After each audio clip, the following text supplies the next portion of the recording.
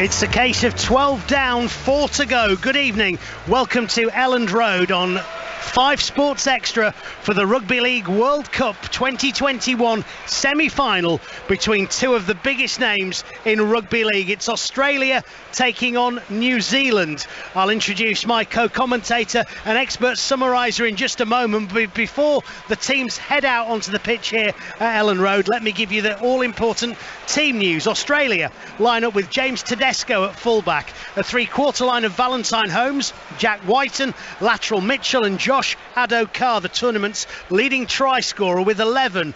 Cameron Munster and Nathan Cleary are the halves. Up front, Jake Trbojevic, Ben Hunt, Regan Campbell-Gillard, Angus Crichton, Liam Marshall and Isaac Yeo, and on the bench, Harry Grant, Patrick Carrigan, Cameron Murray and Tino Fasua-Malawi. For New Zealand, it's Joseph Manu, Jordan Rapana, Peta Hiku, Chansey Nicole Klokstad, Ronaldo Mulatalo, Dylan Brown and Jerome Hughes, the backs. Up front, the skipper, Jesse Bromwich, Brandon Smith, James Fisher-Harris, Isaiah Papali'i, Britt Nakora and Joseph Tapani, and on the bench for Michael Maguire, Kieran Foran, Moses Leota, Nelson Asafa-Solomona and Isaac Liu. There will be, before the game, as well as the national anthems and the haka, a last post and a minute's silence to mark the fact that today is Armistice Day, and there will also be a wreath-laying ceremony as well here ahead of this game at Elland Road. In fact, I'm looking down now and the two head coaches, Mal Meninga and Michael Maguire, both have wreaths of poppies in their hands, and they will be performing the duties today on the 11th day of the 11th month, where at 11 o'clock this morning the nation fell silent for 2 minutes to remember those that we have lost in war. We will also do that here inside Elland Road this evening. Alongside me is a man who knows what it's like to coach at this level, coach at this stage of a big tournament as well. Former Great Britain and England coach and current Hull FC head coach, it's Tony Smith. Evening, Tony. Hi, Richard.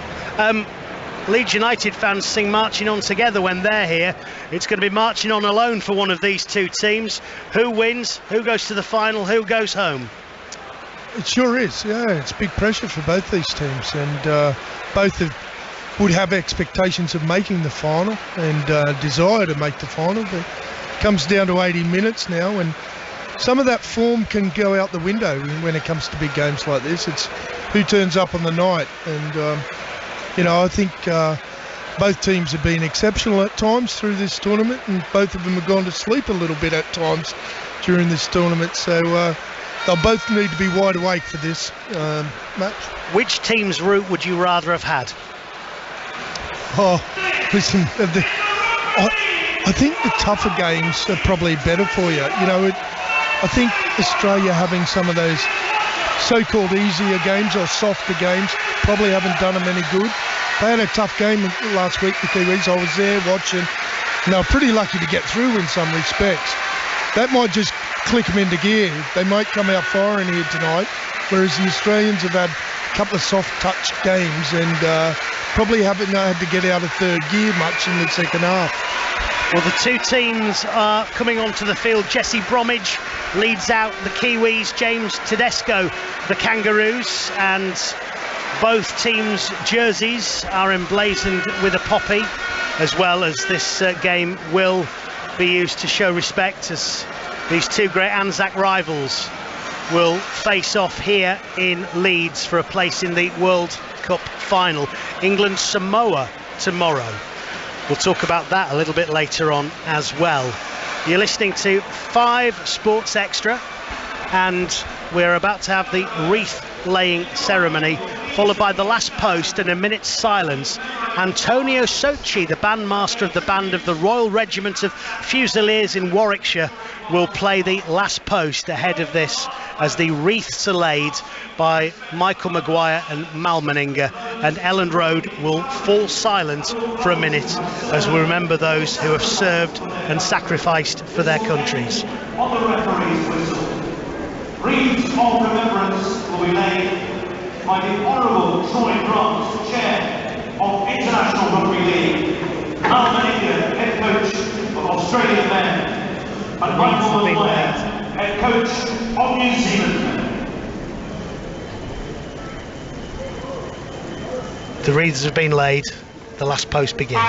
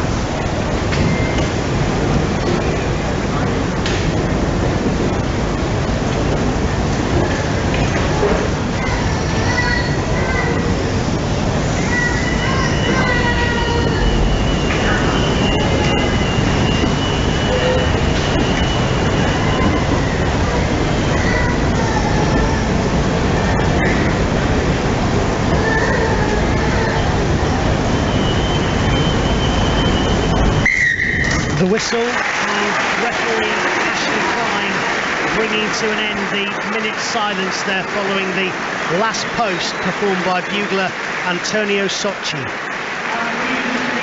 We will now have the national anthem, starting with the national anthem of New Zealand, sung by Marlena DeVoe.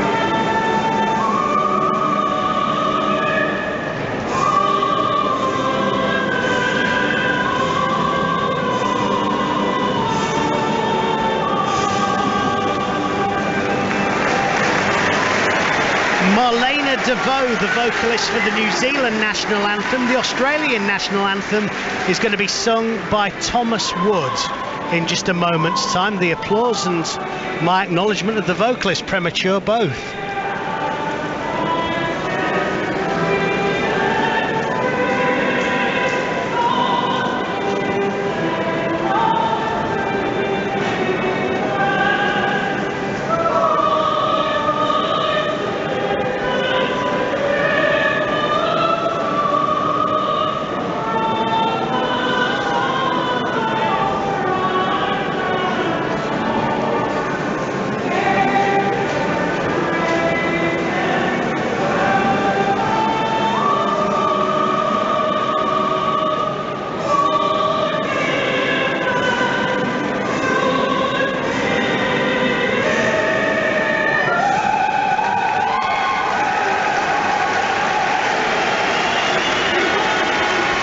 It's the World Cup semi-final. Will allow the 12-inch version.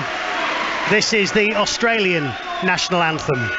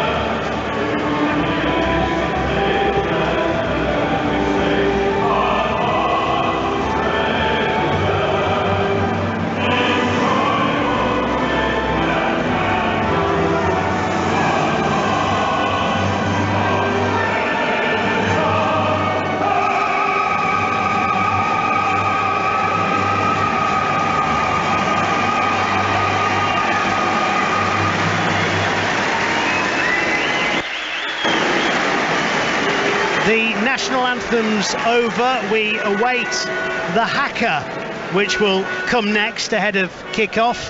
Does the pomp and ceremony help players, Tony, or does it upset the sort of the pre-match rhythm? Well, they've done a warm-up, and it's a long time between the warm-up. Often you'll see teams go and get their ball back in their hand. It is quite lengthy. Hey, today's a special day, so they accept it. You know, it's all part of it, and you know, if you can't concentrate through a bit of ceremony, you're not in the right game. And these guys are used to big games, so you know they've done it before. They've learnt to concentrate. There shouldn't be too much of a distraction, and it can actually pump some of them up. This certainly does. Yeah, it's one of the special moments that has punctuated various World Cup matches, the likes of Samoa and Tonga, Cook Islands performing their versions, but this is the New Zealand haka on 5 Sports Extra.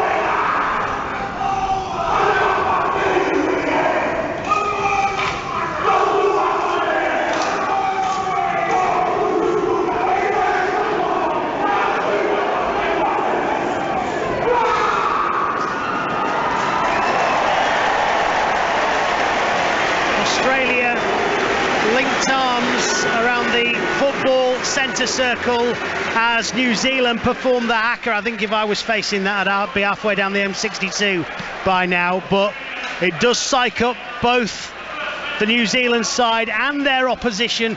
These two teams have both been free scoring against lesser opposition, Tony, in this competition so far.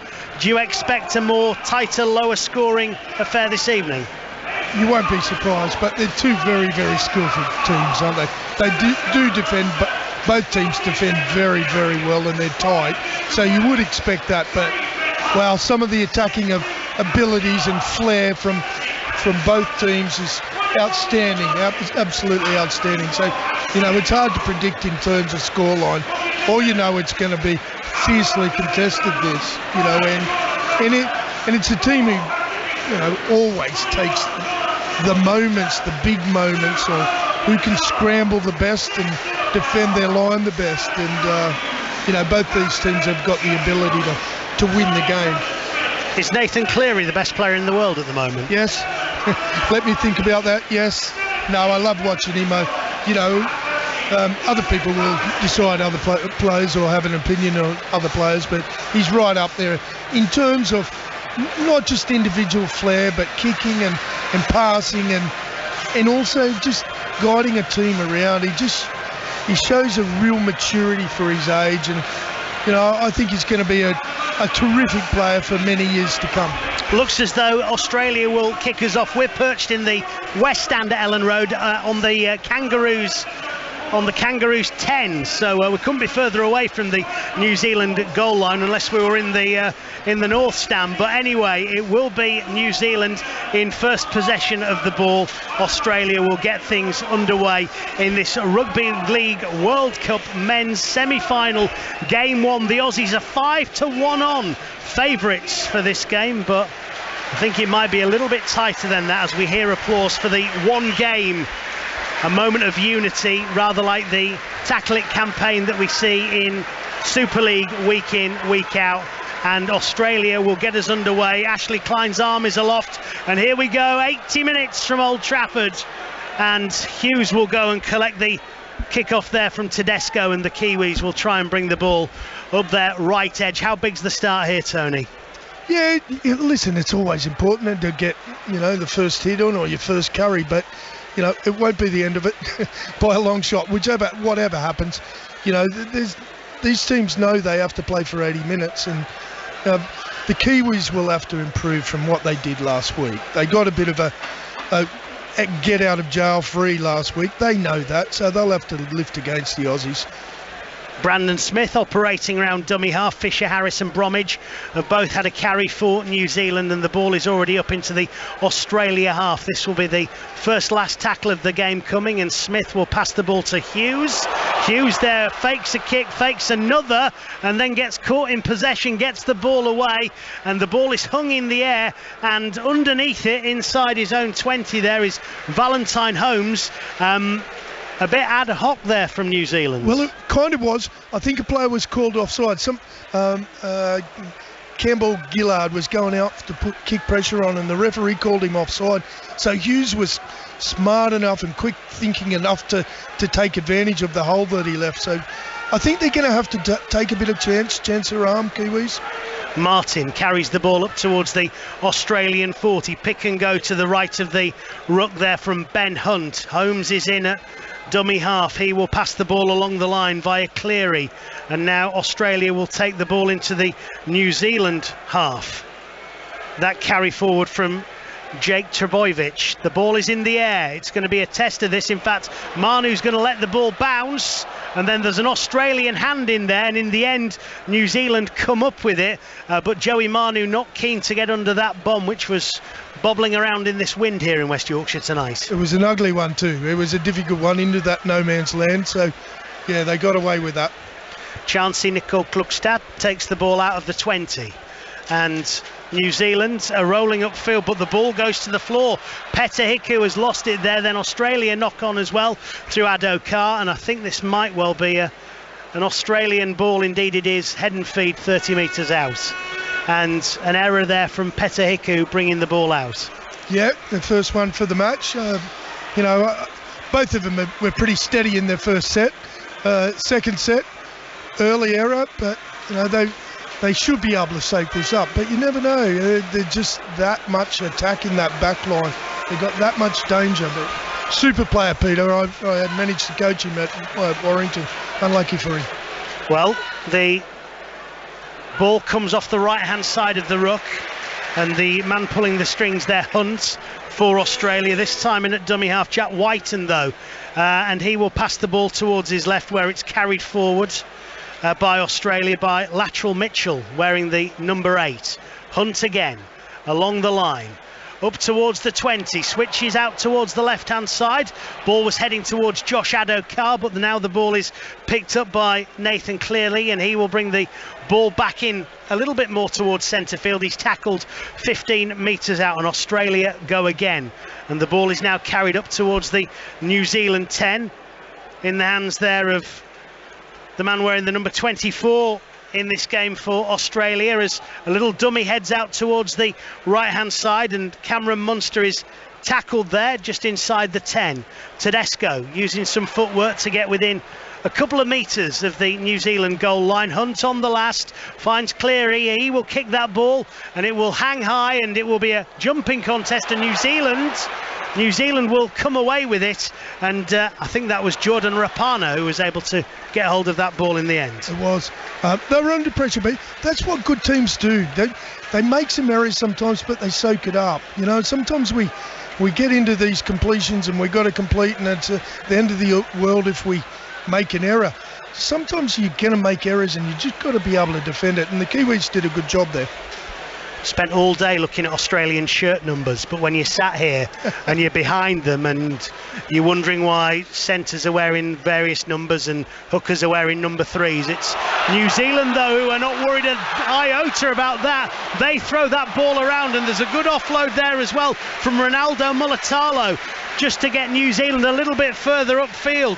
Papali'i was able to get onto the ball, and New Zealand continued to put on some pressure. Dylan Brown running back in towards centre field. He with the little pop-up pass there to Fisher Harris. He has the ball again, Brown to Hughes. Hughes throws a dummy to the right. He'll take a tackle just outside the Australian 10, and this will be the New Zealand last. Brandon Smith in. Here is Brown. Brown along the line. Again, New Zealand offload when it looked as though the play was going to be dead. Manu with a kick. Australia defuse it inside the 10. What a great comeback from their defending their own line to finishing on the opposition's line. You know, that's by taking some risk as well and playing out wide and taking Australia on it, playing some of their own game. Great stuff. Adokar has taken a carry, and now Trebojevic will carry the ball out of the 20. Australia doing the hard yards up centre field. Liam Martin is the latest man to put his hand up to gain about 10 metres or so. Ben Hunt looks for Tedesco, and Tedesco will carry the ball up towards the halfway line. This is Australia's last, and Hunt will look to his right, and he will see the grand final winning half. Nathan Cleary, who will kick the ball high.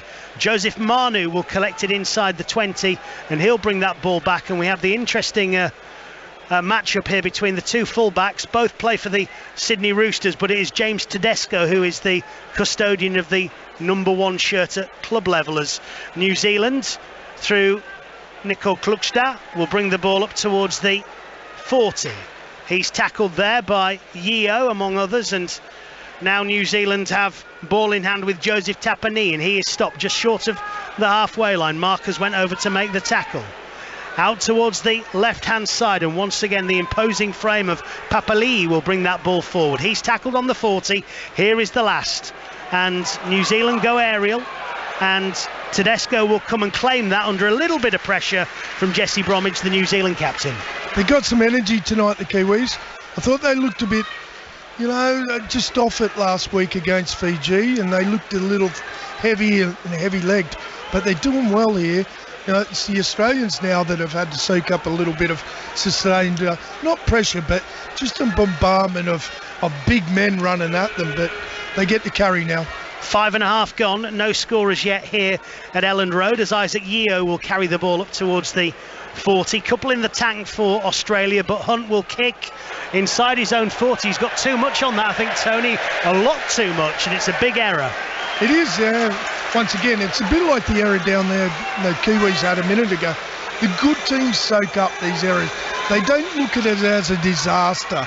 You know, they go, right, that's happened, what do we get onto next? And, you know, that's what they'll be talking about now. They won't dwell on it. It's us commentators that like to dwell on all the errors and, you know, all the causes of why that try was good. Good teams defend errors. New Zealand will play the ball then. 40 out. The man known as the Cheese, Brandon Smith, dispatches it away to the right, and that's where New Zealand will start this current sortie from. Fisher Harris with the carry. Hughes to Brown. Brown there has got options, and the little run-around play from Papali'i. The ball is played reasonably sharpish, and Bromwich is away to within 15 metres of the Australian line. Here is the New Zealand number 13, Tapani. He gets the ball back to Brandon Smith. Kick through, opportunity perhaps, no. Australia able to deal, little kick came, but the Australian backline able to fall on the ball there and stop that really dangerous. I think it was Ben Hunt who was able to make amends for his error, Tony? He did indeed, and that's what they do. But, you know, I'm going to say I really like the shape of the Kiwis at the moment. They're shaped from sideline to sideline. They've got halfbacks on either side ready to go. They look threatening. Tedesco was playing in the line there on his own try line. Ben Hunt, he was covering for his fullback. That's what good teams. Mitchell has taken a carry. Crichton also takes the ball, and now Cleary will put a kick forward from deep inside his own 40. Joey Manu collects on the New Zealand 20 and gains almost 20 metres before he's met by the Australian kick chasers, and that's where New Zealand, who in fairness some of their big forwards are showing the signs of this big early effort, just getting behind the play the ball now. We've played 20 seconds shy of 10 minutes. No points as yet, but there's the first 6 again of the evening as Dylan Brown brings the ball up towards the halfway line, and Smith is in, looks to his left. Papali'i, big contact there. Papali'i into the chest of, was it Yeo? No, it was the man wearing the 14, Cleary. It was Cleary. Yeah, put him on his back there, but he got in the way, did the half. He's a brave man to aim up like the way he did. That's a carry from Manu, nearly manages to win a penalty there. The ball continues onwards though through New Zealand hands to just outside the Australian 20, and again Smith is in on the back of a play the ball. Here is Brown. Brown looks to his left, sees Papali'i, loses his shorts but not the ball. Lovely pair of yellow and pink spotty underpants there from the New Zealand number 11, very fashionable, as Brown hangs that ball just the other side of the uprights, and New Zealand will be in, and Hughes opens the scoring. Jerome Hughes is the beneficiary of the pat down there. Nice kick, and New Zealand register the first points of this World Cup semi-final. They lead by 4 points to 0. Jerome Hughes with the score. They've deserved it. They've worked really hard. They've made the odd error. They soaked it up and they came back. But they've had territory advantage here. But there's some sustained pressure. You're just talking about both teams looking a little lethargic there. It's that time of the game where they lose their breath. They'll get into the flow of it from here on in. You know, it's been pretty intense stuff right from the word go. So both teams will lift here for the next 15 minutes. I reckon they'll get into a bit more of a grind. One of New Zealand's Achilles heels has been goal kicking, Tony. They have not excelled at that. That's going to be important tonight, isn't it? A big job for Jordan Rapana, who's going to be on goal kicking duties. Yeah, I believe they've been practicing a lot and coming up with some coverage. But yeah, listen, they're important. But you know, taking those moments and putting on those catches, that was a brilliant piece of aerial catching, and then the awareness to, you know, flick the pass out at the last minute. It's those sort of moments that they've got to take. The Australians will take a couple of those as well. You know, it's whoever can make those opportunities, but execute them under extreme pressure. But yes, goal kicking will too. Well, New Zealand have the lead, but can they extend it? Can they extend it? Rapana with a kickable kick to just the right hand side of the uprights, and he slots that one through nicely. And first blood New Zealand. It's Australia 0, New Zealand 6 at Ellen Road on 5 Sports Extra in this first Rugby League World Cup semi-final. Jerome Hughes with the try, Jordan Rapana with the conversion.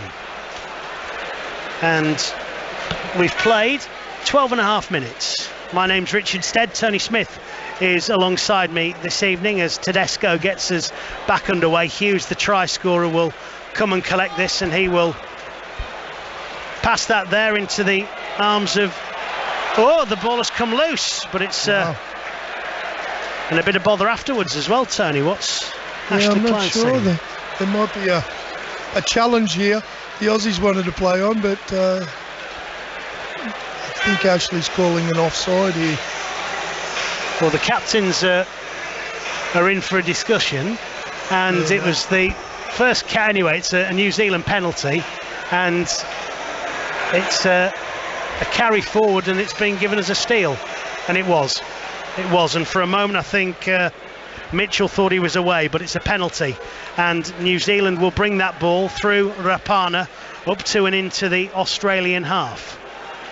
Here is Smith. Smith looks to his left along the line. Fisher-Harris manages to get that ball there to Tapani, and he will be tackled on the 40, wrestled onto his back there by Yeo and Trebojevic. New Zealand gain 5 or 6 metres next carry, switch sides of the goalpost, and that was Fisher-Harris. Here is Hughes. Hughes to Tapani. Out the back door, back to Smith, looking for a runner. Finds Manu, 3-on-3, right edge, one-handed carry. Out to Peta Hiku. Hiku is tackled there by Australia, 5 out. Rapana, back to Hughes. Hughes will find Smith. Smith there puts it in the arms of Fisher-Harris, who will then offload, and it's back via Brown towards Papali'i. And now New Zealand asking questions on the left edge with Nicol Klukstad, and he will be tackled on the 20. This is the last. Papali'i will pass the ball to Brown. Brown hangs it over the Australian 10, and this time it's read much better by Australia, and New Zealand's attack is stopped by Mitchell. Put it out in the similar spot, didn't they? Latrell Mitchell read that one, got up for it. Joey Manu got over him last time, so he's learned a lesson from last 5 minutes there. A tough one. Rapana has, I don't know about tackled Addo-Carr. I thought he ate him for a moment. It was a big hit on the leading try scorer in this competition, as Isaiah Yeo will bring the ball out of the 20. Here is Hunt to Cleary. Cleary with the cutout pass there, and it finds its way out towards Holmes. Holmes there tackles himself more than anybody else being involved. His feet went from under him. Jack Whiten set him away. There's plenty of New Zealanders getting back. This is the last. Cleary to Hunt. Hunt there under a little bit of kick pressure from Bromwich. Hangs that ball high. Addo-Carr from a different county. He slides in. What a kick. What a chase. What a try. Australia are in, and it's Josh Addo-Carr with his 12th of the tournament, and Australia answer back almost straight away. It's Australia 4, New Zealand 6. What's that saying? Speed kills, and it did there. Poor old Jordan Rapana had his back kind of to his winger there, trying to keep an eye on the ball, and I think he just lost sight of just how quick and Josh is, and Addo-Carr, and he came from nowhere. He is absolutely like a runaway train there. There was no stopping him. He started his run in Huddersfield, Tony. He sure did, and he got there quicker than most of the buses do nowadays. Listen, I just saw some unbelievable skill leading up to that try. Australia made a 15-20 metre break to set that up before the kick, and there was a pass to nobody at one stage, but somebody turned up. It was just to the area, and somebody ran onto it. The winger ran onto it. Just a beautiful piece of skill to lead up to what was another beautiful piece of skill by two very talented teams here. I think it was Whiten to Holmes, the play you're referring to, yeah. It was, yes. So Australia could go level here, and Nathan Cleary is the man who is on goal kicking duties. He's slotted 27 conversions through already in this tournament. This to level things up, and this to make it 28. To keep my tally of try scorers going here, Addo-Carr is now 3 clear of Dom Young in second place with 9. Cleary with the conversion attempt, and he nails it from the east stand touchline. 6 points apiece. Good game. Very good. Yes, he hasn't been kicking that well since he's been here, not as well as he can.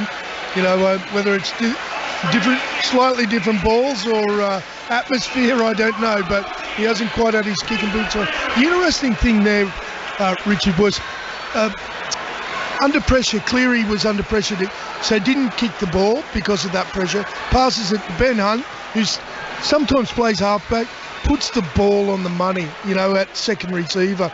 That's the advantage of having somebody as skillful as that play other positions. Rapana with a deep kick into the Australian in goal, and the ball is carried back out by Australia by Trebojevic up to and out of his own 10.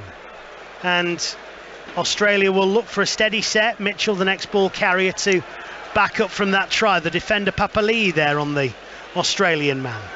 Now 10-metre gains, and it's Hunt operating at dummy half, and a little run around play there. The ball is passed to Munster. The Yeo, the 24, was the man with the pass there, and Australia will be up towards halfway with the James Tedesco carry. In fact, I think it was Angus Crichton who took that ball up, not Munster. Here is Cleary, and Cleary will hang that ball high again.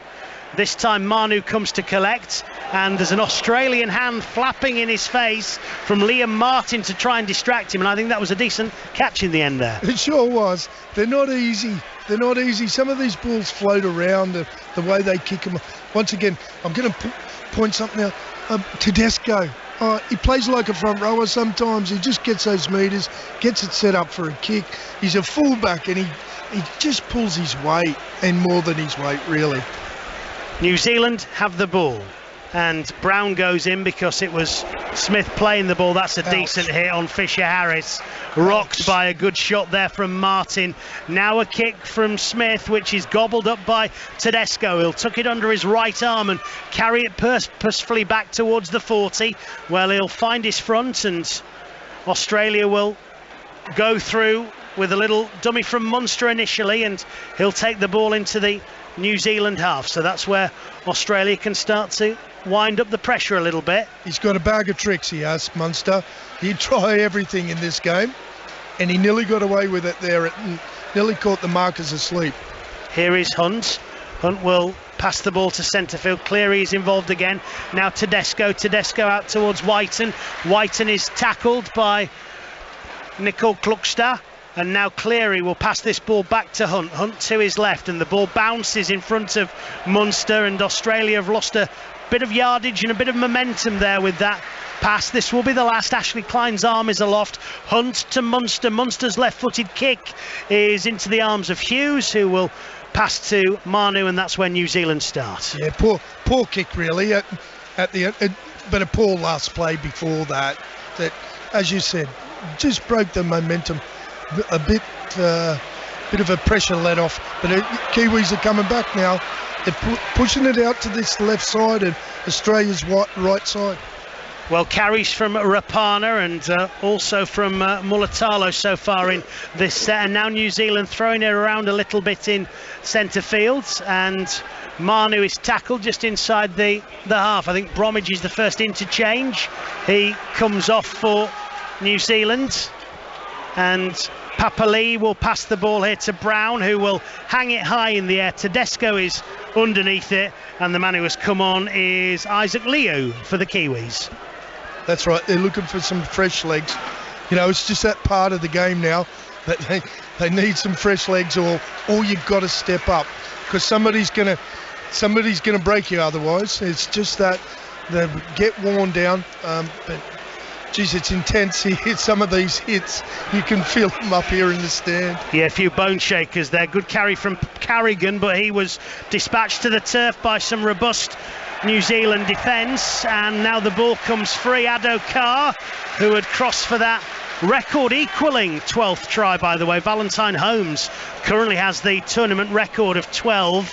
Addo Carr has equalled that with, well, at least 60 minutes of this game to go, and maybe another to boot as well. But it will be a New Zealand head and feed here on the 40.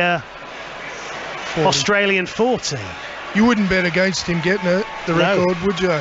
Based on the way he started this game, but also the way he's gone about this tournament.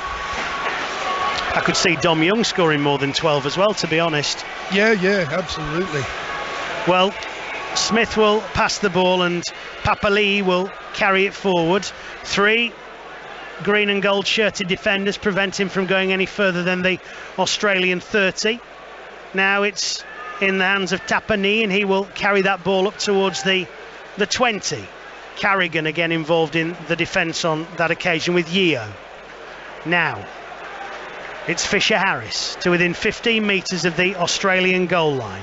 Brandon Smith will look left. He'll see Hughes to Brown. Brown will find Manu there is able to avoid the first tackle attempt from Holmes. It's a bit scrappy, but the referee says play on. I wondered if a New Zealand hand had knocked that ball forward, but Ashley Klein not indicating anything amiss. I thought the Aussies got a hand in there. I thought it should have been a 6 again. Tapani will carry the ball to within 5. This is the last. Here's Smith to Brown to Hughes with a kick forward, and that time it is knocked forward, and New Zealand will have 6 more. Pressure building. They're asking a few questions here, and there's some hands on the hips here from the Australians at the moment. They're just looking like they're a little bit jaded, but the kicking game is such a big part of the game at this time of the year. You know, grand final time for Super League, you know, there's just a wetness around the grass and all that sort of stuff. It's just a big danger. Hard, makes it slippy for the fullbacks and wingers, and you know, we've come up with an error that you don't usually see from Tedesco. But they're going to take the 2 points here, Kiwis. Trbojevic is off. He's replaced by Cameron Murray. And is that the decision you'd have taken as a coach, Tony? I'm not sure.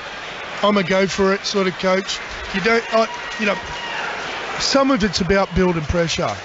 Even, you know, is it worth 2 points? Some of the damage that you cause down here, even if you don't score, it puts people under pressure. It takes it out of them. You know, when you're another 60, 70 metres down the track, the intensity isn't there for them. They can soak it up. I'm a big one on keep the pressure on. But, you know, in some tight games, you should take them as well. But I usually get a feel for it with my players. Rapana will attempt to add to his earlier conversion with this penalty from just inside the 20. About 10-12 metres to the right-hand side of the uprights as the Kiwis attack. Left edge of the Australia defence. And it was New Zealand who led through a Jerome Hughes try, converted by Rapana. Adokar hit back. Nathan Cleary converted. 6 points apiece as we sit here at the moment with 15 minutes to go in this first half at Ellen Road in this World Cup semi-final. But New Zealand attempting here with this penalty kick to put their noses in front again. And Rapana's boot hits ball. He has a look at that, and it's good. And it's Australia 6, New Zealand 8. I tell you the other thing about this, Richard. Often from kickoffs, if you make an error, 1 play, 1-2, back under pressure yourself, that's part of the reason not to take the 2 points. I know people like to take 2 points for the 2-point advantage. So many errors happen from kickoffs and around kickoffs and etc. But they've taken it. They've got the advantage. It may well win them the game. Tedesco collected by Hughes, and New Zealand through Tapani will bring the ball out of the 10. And no error thus far, but Australia hunt him down. And now Fisher Harris will bring the ball up towards the 20. And again Australia defending through Yeo, deep inside Kiwi territory. Carried forward by Liu, about 25 metres in front of his own goalpost at the moment. Smith is in at dummy half. Here comes Manu, was at first receiver, takes a straightforward carry up towards the 40. Smith again, looks to his right. Liu to Hughes, tries to step Munster. Munster's not buying, wraps a right arm around him, and the tackle is completed 5 metres into the Australia half. This is the last. Brown will kick it towards the 10, and Holmes will come to collect, and he in turn is collected by Papali'i, who timed his run well, I think. Yeah, they completed their set. They didn't do what I said happens after so many times when you take 2 points, and they got down the other end. Australia now back under, you know, they got that hard work to get out of their own half. Great hit on Latrell Mitchell. That takes some doing because he's big as most props out there. Harry Grant comes on to replace Ben Hunt as Josh Adokar heads out towards the Australian 40, and a couple of interchanges now for Australia, as the ball is carried forward on this occasion by the other man who has just come on, Murray. This is the Kangaroos' last, and Cleary will hang that ball high, and it's collected by Joey Manu inside the 10. He will turn round and see the green and gold hunting him down, led on that occasion by Patrick Carrigan. Ball is played reasonably sharpish, and New Zealand through Mulatalo will bring the ball up towards the 30. I think there's another Kiwi interchange coming, and the big frame of Nelson Asafa-Solomona is about to come on. He'll replace Tapani, who makes his way to the sideline. The other exciting interchange is Harry Grant. He's on there now. He's going to give the Australians a bit of a zip around the dummy half area. He's exciting to watch. And Leota has come on as well for New Zealand, so double interchange. Leota is on, Asafa-Solomona is also on, as Hughes will kick this ball high, and Adokar will need to catch this inside his own 10. He does so, and again enthusiastic chase down there, led on the far side by Nikora, who hasn't had that much involvement in attack in this game thus far, although he's been called on to defend on a couple of occasions. Australia have got the ball just outside their own 10. Munster that time passes it to the left, and it's carried forward by Crichton, who is tackled on his own 20 by Hiku. Munster again is involved. Here's Cleary. Holmes to his right has got options, and it will end up in the arms of Martin, who finds himself out on the right wing. The pass to him there came from Whiten. That nearly unlocked the door last time, didn't it? Whiten at dummy half. Here is Cleary. He will carry the ball up towards the New Zealand 20. Now it's Munster. Munster to Tedesco. Steps. Passes the ball back to Munster. Munster is flirting with the New Zealand defence on the 20. He's tackled, and he will play the ball. And this will be the last. Here comes Nathan Cleary. He will pass it. Whiten steps one, runs through, tackled, no, gets the ball to Holmes. Holmes touches down in the corner, but that will go up to the video referee for verification. And on the field, Ashley Klein, it didn't look quite right. Ashley Klein will say, oh, try. Yeah. Try. I can't tell whether that went forward or not, but it was an unbelievable piece of skill. He was going over to score Whiten, and it was an unbelievable tackle by Joey Manu to prevent him. He ends up sitting on his backside and throwing a ball out to his winger. Just the awareness and the skill level to be able to do that all in one motion is unbelievable. Now, if this ball's gone forward from where he's passed, of course it's no try. But, it looked like a tremendous piece of skill to be. Chris Kendall is the video referee, and looked fine to me. Yeah, that looks. Holmes looks so nonchalant when he collects it, almost as though the play was over, and he's just touching the ball down. Oh dear, we've just missed one. But I think the video referee may well confirm, as Tony says, that Australia have scored their second try. We don't have the benefit of a replay at the moment, just the words video ref on the big screen away to our right. Now the letters TR and Y are there, and Valentine Holmes is in to score for Australia, and that's all on Jack Whiten. He had a hand in that first score, Tony, and he's had a bigger one in that. Sure did. And also the get out play down here, they were under pressure. The Kiwis had the Australians on their own line not just 2 minutes ago, and they were all condensed up and making it really difficult for Australia to get out. They put it on a big shift play. Whiten passed it out to Murray to Martin down the sideline, and then we saw some ad-lib from one side or the other and come back with just some terrific skill. So there's been some unbelievable plays from both teams in this game, and that was another piece of it there we were gifted to see.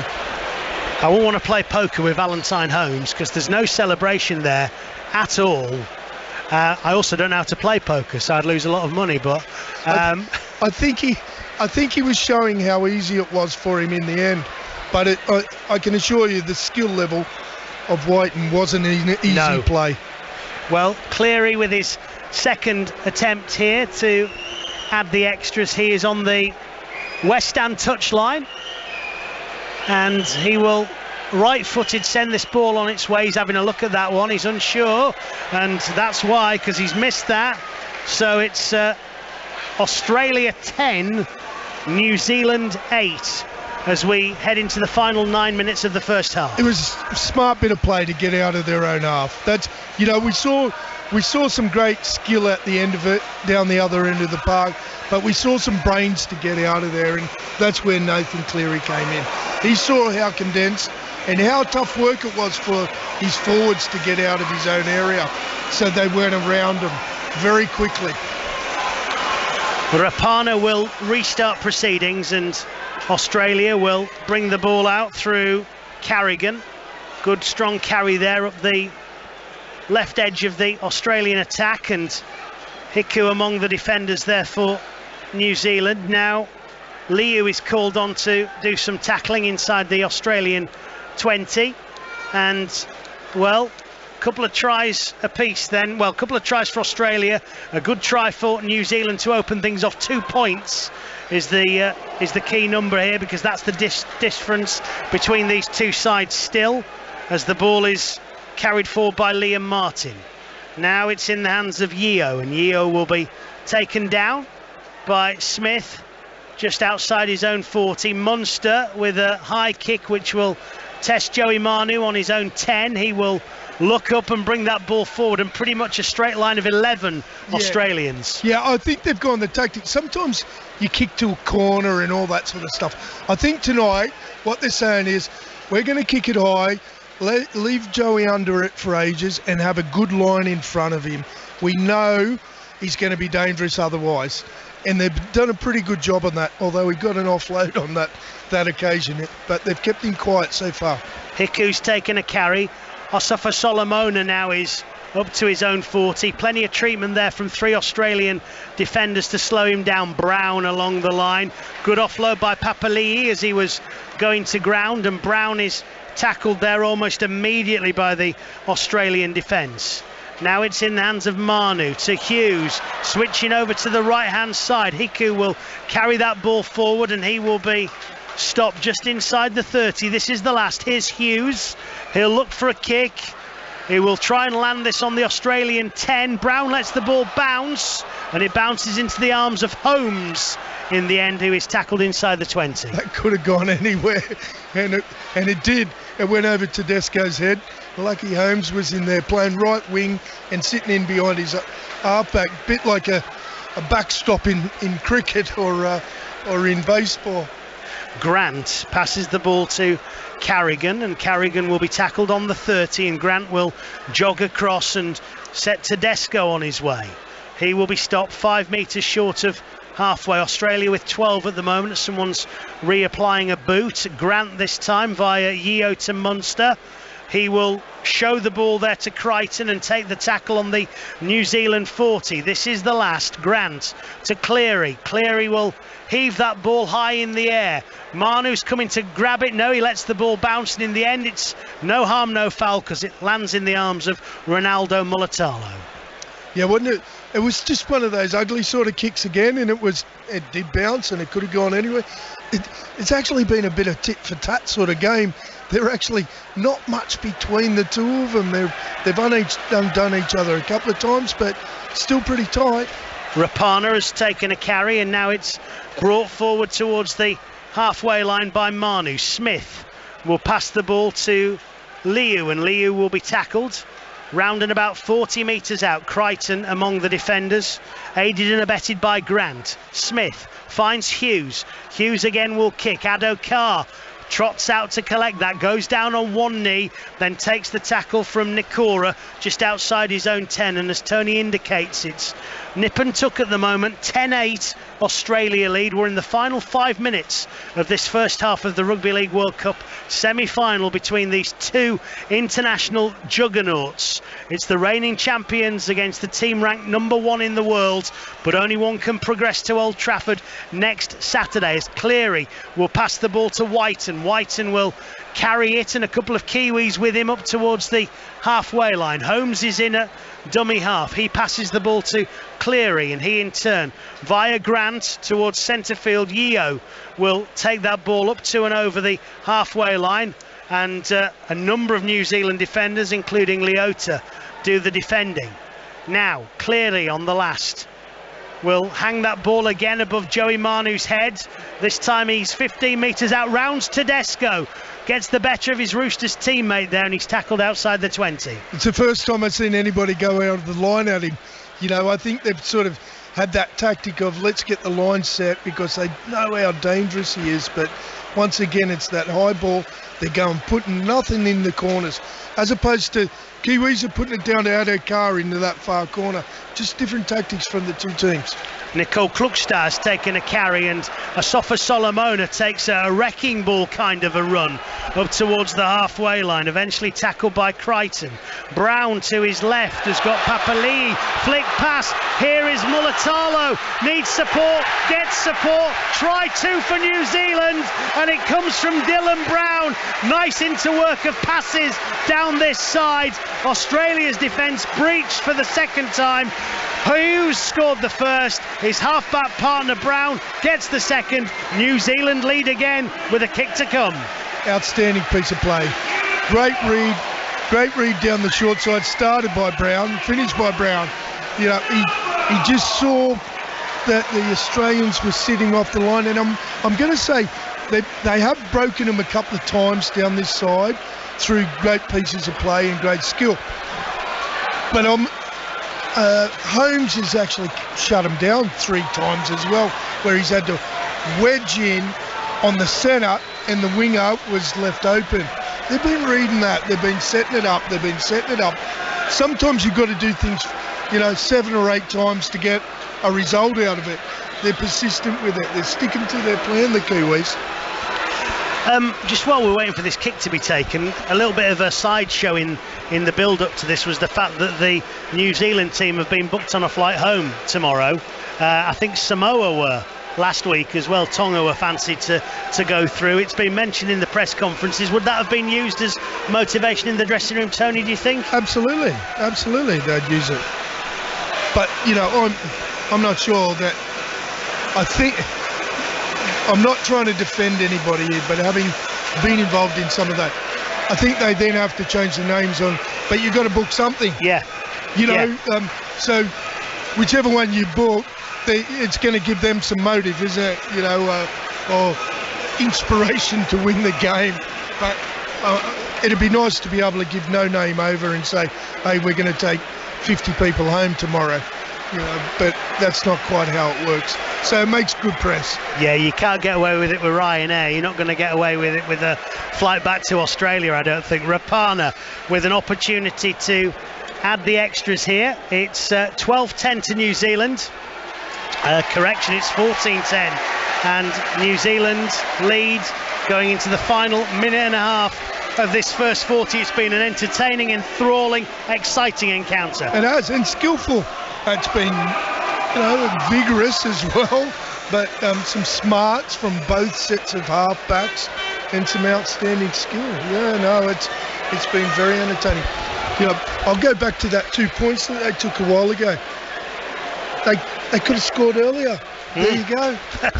Tedesco with the restart. Hughes comes to collect, and Hughes will bring that ball up towards the 20, where the defensive line for Australia is led by Crichton.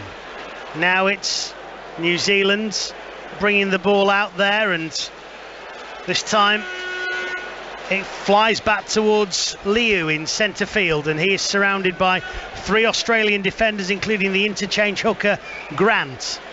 Here's Asafa Solomona, manages to deposit Cameron Murray onto his bottom in the centre of the Elland Road pitch. Smith, quick pass, Manu, quick feet, good tackling though by Australia. New Zealand have played through their tackles. This is the last. Here is Hughes with a kick, and again Adokar will be underneath this one, and he will take it 15 metres out, and Australia, barring incidents, will finish the first half with ball in hand.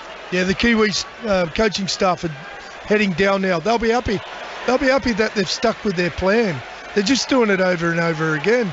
They're finished in their positions that they want. You also mentioned about Solomona taking 3 to tackle him. 3 or 4 every time. He's just dragging them all in.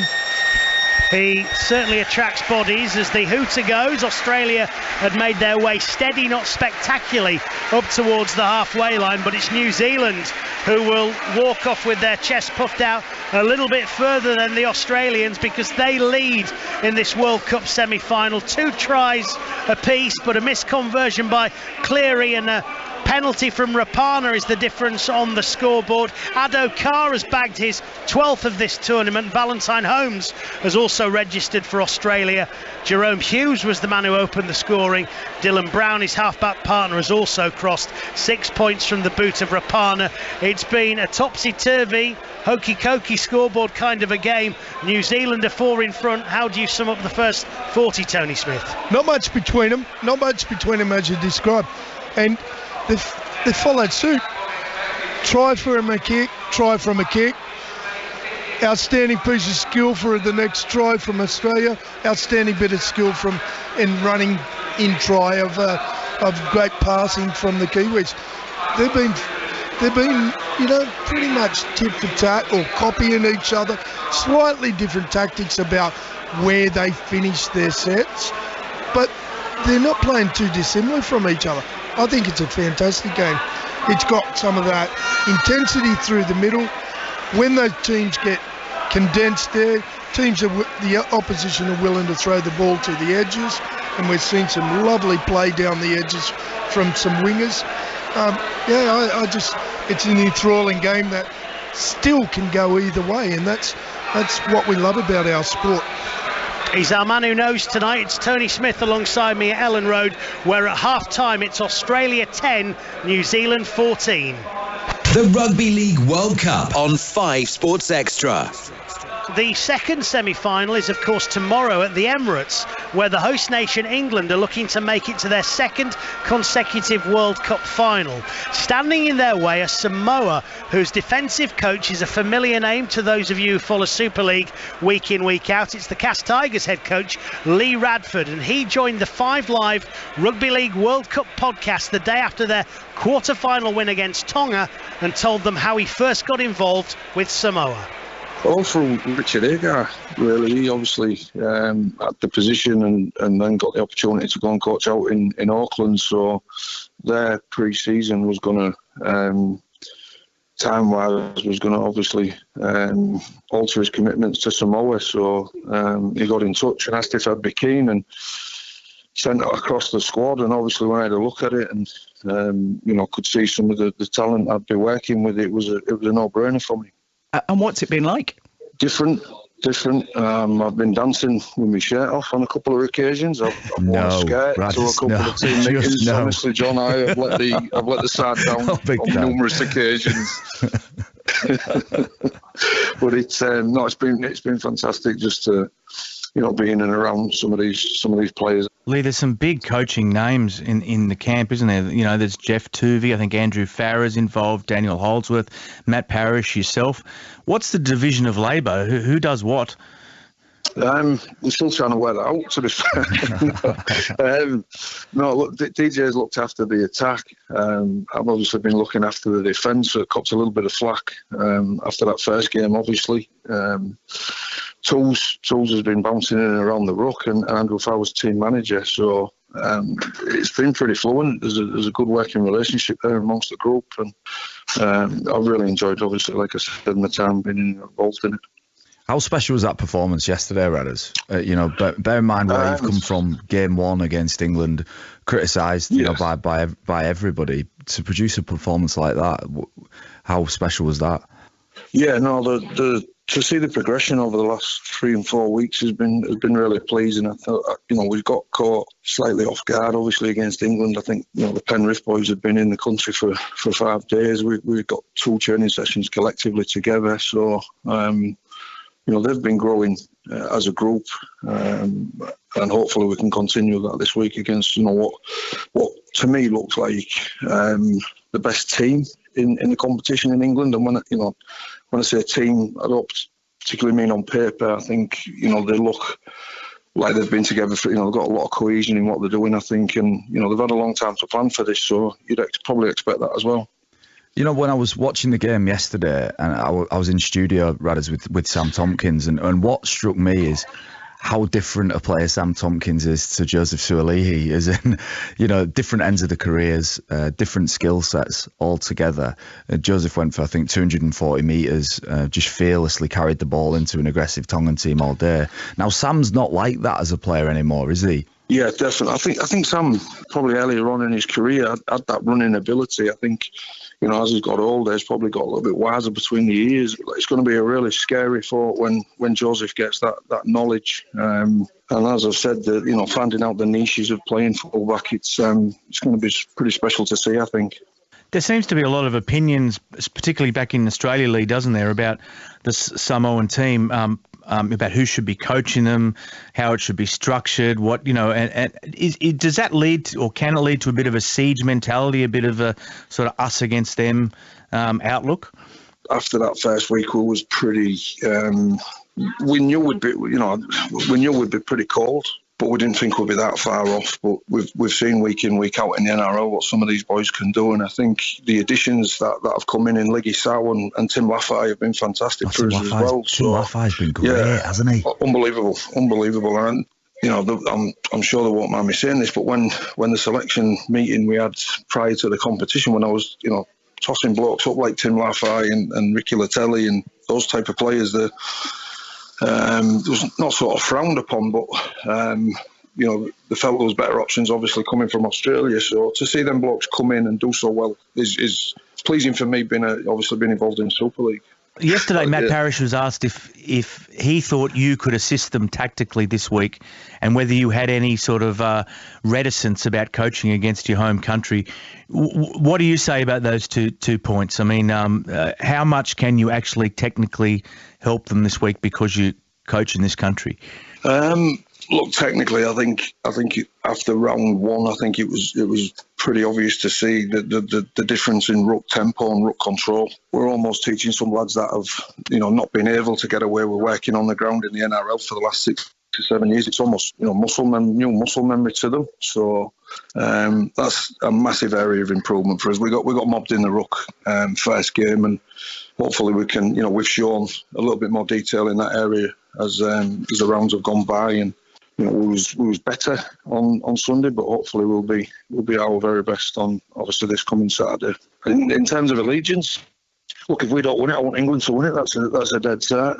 But like I said, from a professional point of view, it was an opportunity I couldn't turn down to work with, as you said, some fantastic coaches and incredible players. What about the food in camp, Radders?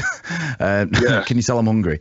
Have you had any traditional Samoan fare? No, or is it been bog standard like microwave lasagna hotel stuff? No, the food's been phenomenal. Look, I think I'm going to come out of this competition 20 stone if we get to that final. That's how good it's been. So I'm definitely going to get back in the gym and start a diet after this World Cup campaign, that's for sure. Who's the biggest eater, Radders? Yourself excluded. I think I'm first, second, I'm third, John, at the minute. Is it right to have 3 chocolate brownies with pre-game? Yeah, that's fine. There's no judgment here, Radders. Do you know what I mean? We'll slag you off when you've gone. Brilliant. Lee, thanks ever so much for joining us. I'd wish you luck at the weekend, but I'm not going to lie, we're rooting for England in this studio. But thanks ever so much for joining us, and we'll see you on the other side, mate. Thanks for having me. See you soon. It's going to be some match-up, isn't it? England versus Samoa. As somebody who's played the game, John, I mean, you look at the sides. I'm glad you had to point at me there. What is it like when that runs towards you at speed? Yeah, it's fear, isn't it? And I think people are so hesitant to mention that word, but you're scared. It's genuinely fear, isn't it? And the only way to sort of, I think, combat that is to just throw yourself into it. Do you know, funnily enough, the moment I knew I wanted to retire from rugby was we kicked off to St Helens. I was playing for Toronto, and Alex Walmsley ran the ball back. And I was running down there thinking to myself, why on earth are you doing this still? It's an incredibly interesting game, and we can't forget the first week and how psychologically that impacts this game. Does that make it difficult for England? Yes. Would they have rather face Tonga? 100%. They would rather play Tonga, without a doubt. Because the danger is for England, and I know Sean Wayne will be talking this down all week, is that England believe that they're going to go and do the same things that they did against Samoa in the first week and it work again. Well, it's not. It's going to be a different game completely. So it just makes it a tricky preparation for the players. But in terms of the physicality that Samoa bring, that's something England are going to have to deal with. And that goes for every game of rugby, and Samoa's strength is the weakness, is the big and the powerful, but actually towards the back end of the house, they tire and they look a bit sluggish. And I think that could be where England could be really strong. As I said to Radders, the really interesting dynamic is the two fullbacks. Sam, we've not really spoken about Sam Tompkins all this World Cup. George Williams, Jack Wellesby's got a load of headlines. Dom Young's been talked about, to the cows come home. Sam Tompkins, for people who don't understand a lot about the game, doesn't play like a traditional fullback. And we talk about how cohesive England have been.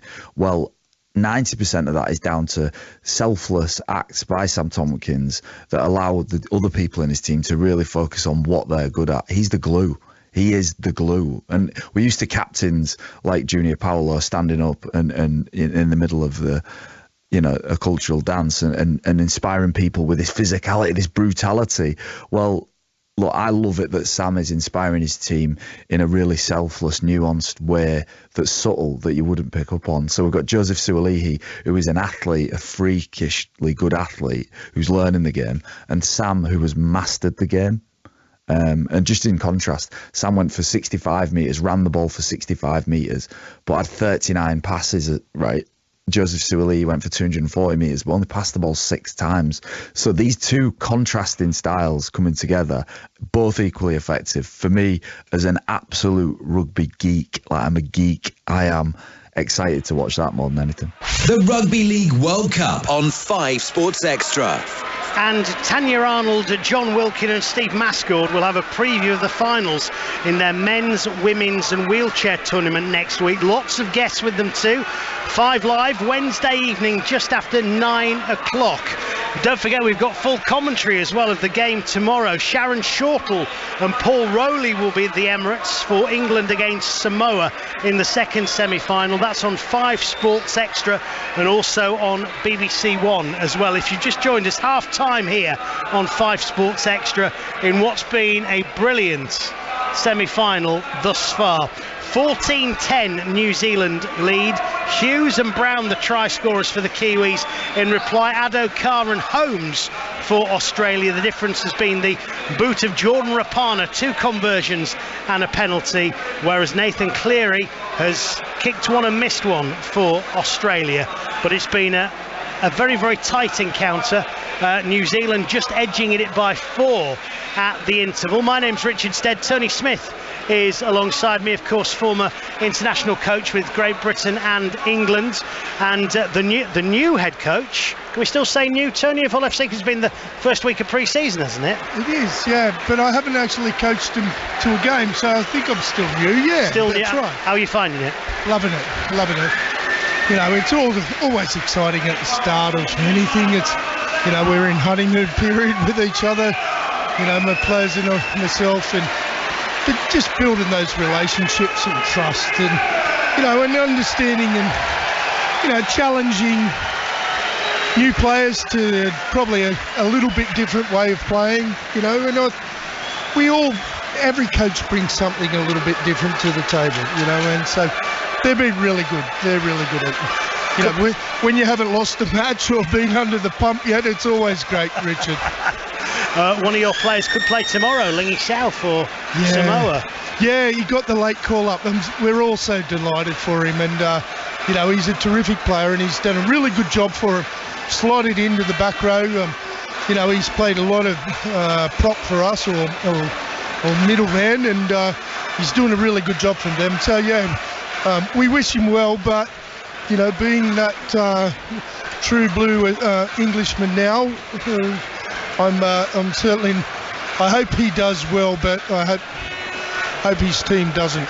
Well, we're about to find out who will be the first team to book their place in that World Cup final at Old Trafford next Saturday, as New Zealand restart proceedings, and Munster will pass the ball to Crichton, who will take the first carry of the second half for Austria. In fact, it's Carrigan who takes the first carry of the second half for Australia. He's bumped down inside his own 20 there. Leota, the defender, Moses Leota, for New Zealand, and it's Australia with ball in hand and heading out towards their right edge. Papali'i, who's been good for New Zealand in this game thus far, gets across and makes the tackle, and Australia will now bring the ball back up to centre field.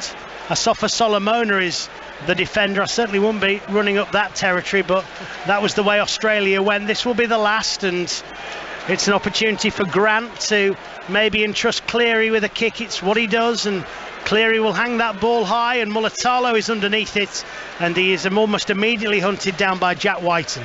First time they've kicked it to the corner. They're maybe embracing some of New Zealand's tactics here. That's the first time they've kicked away from Joey Manu, but they've got him in the corner here. You know, they're very condensed up. They're trying to force an early error here on the Kiwis. Papali'i has taken a carry. Here comes the footwork of Manu, who will bring the ball out of his own 20. Only gets as far as Munster, who's defending there alongside Crichton. Now the ball carried forward by Leota up to and over his own 30. And it's been a good defensive set this from Australia, because New Zealand kick from inside the 30, deep from Hughes. Tedesco lets it bounce. He's got plenty of grass to run into though, and he will meet the New Zealand kick chasers led by Asafa Solomona on his own 30, and that is where Australia will start their set. In fact, Dylan Brown, let's give him the credit, was the man who got there first. Ado Carr up towards the 40, and plenty of black shirted defenders encircle and ensnare him. Now it's in the hands of, again, the man who took the first carry of the second half, Carrigan. He's spun to the floor there by the New Zealand defence. Scoot to the left of the ruck by Harry Grant. Quick play the ball. Munster's away. He will pass it to Tedesco. Oh, has that come off a New Zealand hand? Well, Australia continue on. 6 again it is indeed. Yeah, Ashley Klein will now indicate that. And Australia with the first half chance of the second half. Tedesco to Cleary. He runs from right to left along the New Zealand 20. Defending done by Asafa Solomona and Nikora. 6 more again, a bit too long lingering in the ruck there. And Australia through Cameron Murray, 5 metres from the line. He's dropped it. What an opportunity gone begging for Australia. Absolutely. And there was just all that energy you could see. You could see Cleary in the background organising everything. They were all getting excited and maybe looking for a challenge here, but no, they're going to go with the call.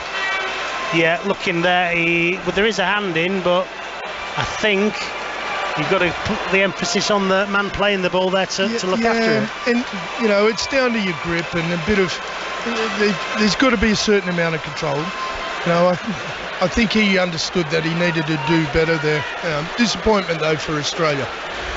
New Zealand with it then, and Smith will pass the ball to Hiku, who will gain 5 metres or so. Defending, there's a bit of nonsense there between Munster and Hiku. Sort of had his knee in at the tackle there, Munster. Manu will bring the ball out of the 20. There was a little bit of afters after that error from Murray as well, so the game simmering, not boiling over but simmering, as Liu will carry it towards the 40, and Australia again called on to defend in centre field. Smith to Asafa Solomona, and as Turney highlighted, 3 or 4 men in the tackle every time the big forward gets the ball. Here comes Manu looking to try and split the defence open there, but the door is shut by Angus Crichton.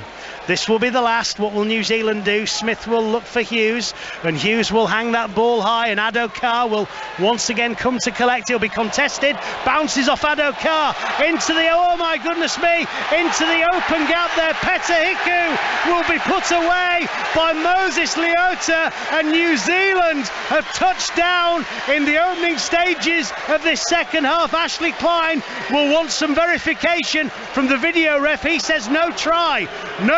New Zealand celebrating. What has Ashley Klein seen, Tony? I'm not sure. He may listen, he's a lot closer and he may be right, but just my first glance at it looked like a try to me. It just looked like Ado Carr got distracted on the kick.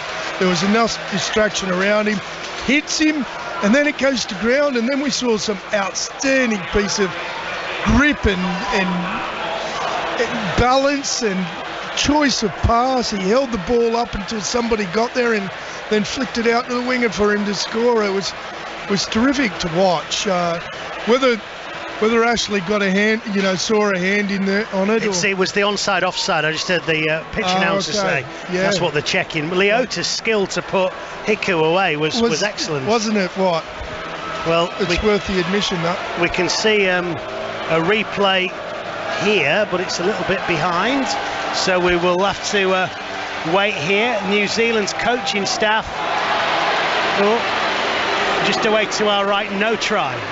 So the call on the field was correct. We're only 90 metres away, so we're not probably in the right position to make that call, Richard. No, I completely agree. We have to go one way or another, I suppose. Yeah, he was in front, wasn't he, at the kick there, a couple of players in front. So Australia will get a penalty on their own 20, and Cleary will put this huge relief. Yeah, huge relief for the Australians. That would have made it really awkward, particularly if they converted that. Little tap from Mitchell, and the carry comes from Carrigan. Pass from Grant, and Carrigan is pushed backwards towards his own 40, so New Zealand muscling up in defence there. Liu was the man who managed to push his opposite number back, and now a couple of big Kiwis, Asafa Solomona and Papali'i, are defending as Australia through Cleary will feed the ball down towards this left-hand side. That time it was Nikora who was able to do the defending. Yeo to Cleary, now it's Tedesco, bounces off one. Mulatalo, I think, was the defender who couldn't take his man down initially. Tidying up done though in the end by Papali'i and Smith. Here is Grant to Cleary, took it to the line, dug back out of the line, looks for a gap, good play, good defence. That's Papali'i again, and Cleary has spilt the ball. Papali'i celebrated, and one of the Australian players took a little bit of umbrage, as they say in Sydney, and now there's a few pushing and shoving matches going on. Nothing too serious, but I think that's Australian frustration. Yeah, absolutely. It's been simmering for a while, and ever since this first half started. You mentioned it, Rich. You could see it simmering, bubbling underneath until there was a mistake by Australia. I think Murray took exception to maybe something either said or done to his little halfback Cleary, who's not so little. He can defend himself. He's done all right there tonight, but he didn't like something there. So there's only push and shove. They know nowadays they can't go in and do any more, but it's adding spice to this game. Once again, sometimes it can distract teams. They can rattle them and throw them off their game. Which team settles back down into playing the right sort of rugby? Australia's had two errors probably pretty much in the same spot here in the second half, so they haven't settled just yet. It's going to be interesting to see what happens in these next few minutes. Yeah, it was Cameron Murray, as Tony says, who came in and gave a little bit of a shove there. He's been told off, and Tedesco is still speaking to Ashley Klein, but it's a New Zealand penalty. That won't change, and Dylan Brown will deposit. Oh, will he? Has he missed touch? No, he just about finds the advertising hoarding. Some excitement there over on the Australian right edge. They thought he'd gone short just momentarily. Nicole Klukstad will take the tap. Papali'i passed the ball by Brown, and he will bury himself into the Australian half. 3 green and gold jerseys do the defending. Here comes Asafa Solomona. These hits have just ramped up a notch. He barges into the chest of Carrigan there, plays the ball. Here's Smith. Smith bypasses Liu, finds Hughes, and that's taken forward there by Leota, who is stopped just outside the 30. Smith again. Here's Hughes to Nikora. Nikora is tackled by Carrigan. Carrigan is defending 25 out. Smith again. Liu. Brown. Oh, chance here. Manu with the ball out to the far side, and it's just about kept in field there by Mulatalo, and New Zealand keep this ball alive. Smith shapes to kick, then he'll try and duck under the tackle from Munster. 10 out on the last, ball is played. Here's Hughes, fast hands, Hiku's tackled, and that's where the ball will be turned over. Great rugby league from both teams. There was a bit of ad-lib, there was a bit of structure, there was a bit of desperation, but some great defence. Fantastic to watch. We we're privileged to be seeing some of this going on here today. Well, the Fox, Ado Carr, has taken a carry, and now Lateral Mitchell will also get involved for Australia. Liu is the defender, and carried forward by Yeo for Mal Meninga's team. Grant will pass the ball to Munster. Munster is surrounded there by a couple of defenders, Hughes among them. On the fourth, I think the kick comes from Cleary, and it's gobbled up by Manu, and Manu will return that kick towards centre field, where Carrigan is among the Australian defenders. Two very clever footballers working against each other there. Cleary saw the opening to go for a 40-20, so he went early. As he's looking, Manu saw him looking, started edge that way, read it, got there easy. Brilliant from both players. Great vision. Australia are currently dragging the New Zealand ball carrier. I think it's Papali'i. That's no easy feat. Backwards a little bit now. Chansey Nicole Klukstad will take the ball up towards halfway. Here is Liu scampering towards the welcoming arms of Carrigan in the Australian defence, and 40 out from the Aussie line is where the Kiwis will kick. Smith to Hughes. Hughes will hang that ball high again. Ado Carr has been a busy bee. There's some contact in back play. Ado Carr gets it and then gets buried by Hiku. That looked wonderfully timed again. Absolutely. It was smart. We often see players go and make a hit before he's caught it, or if they're off the ground. He waited. Peter Hiku waited and just timed it nicely. Australia with ball in hand. We're being treated to a really good encounter here. 10 minutes of this second half gone. The score is as it was at half time, 14-10 New Zealand. New Zealand thought they'd scored. It went up as a no try. It was confirmed as a no try though. Peter Hiku denied. That's Munster getting the ball away, and to Yeo, he's getting more involved in the second half. You know, he's a terrific player, and he runs the plays at Penrith along with Cleary, and he's getting more involved. Great clearing kick, pardon me, from the Aussies there. Munster just got an accidental slap in the chops by the ball carrier Rapana. Wasn't deliberate though, so didn't merit a penalty. Now Mulatalo is tackled. Here comes Manu, so the back three all taking a hand in this set for New Zealand. Brown will wait at dummy half. Nicole Klukstad will take the ball up towards the 30, and Yeo is one of the tacklers there for Australia. Now it's Liu who will gain 10, maybe 15 metres till he's scragged to the floor by the Australian defence. On the last, Smith to Hughes. Hughes again will look perhaps for Carr. No, will go more for Tedesco, who will carry that ball and up towards the 20, where he's hunted down by two black-shirted defenders. I think we're going to see some subs from both teams here in a minute. There's a few boys that are running on fumes at the moment here. Brandon Smith is really struggling to get back on after a defensive set, and you know there's some of these Aussie players. There isn't sub. Harris is back on. Yep. He's replaced Liu. So Fisher Harris.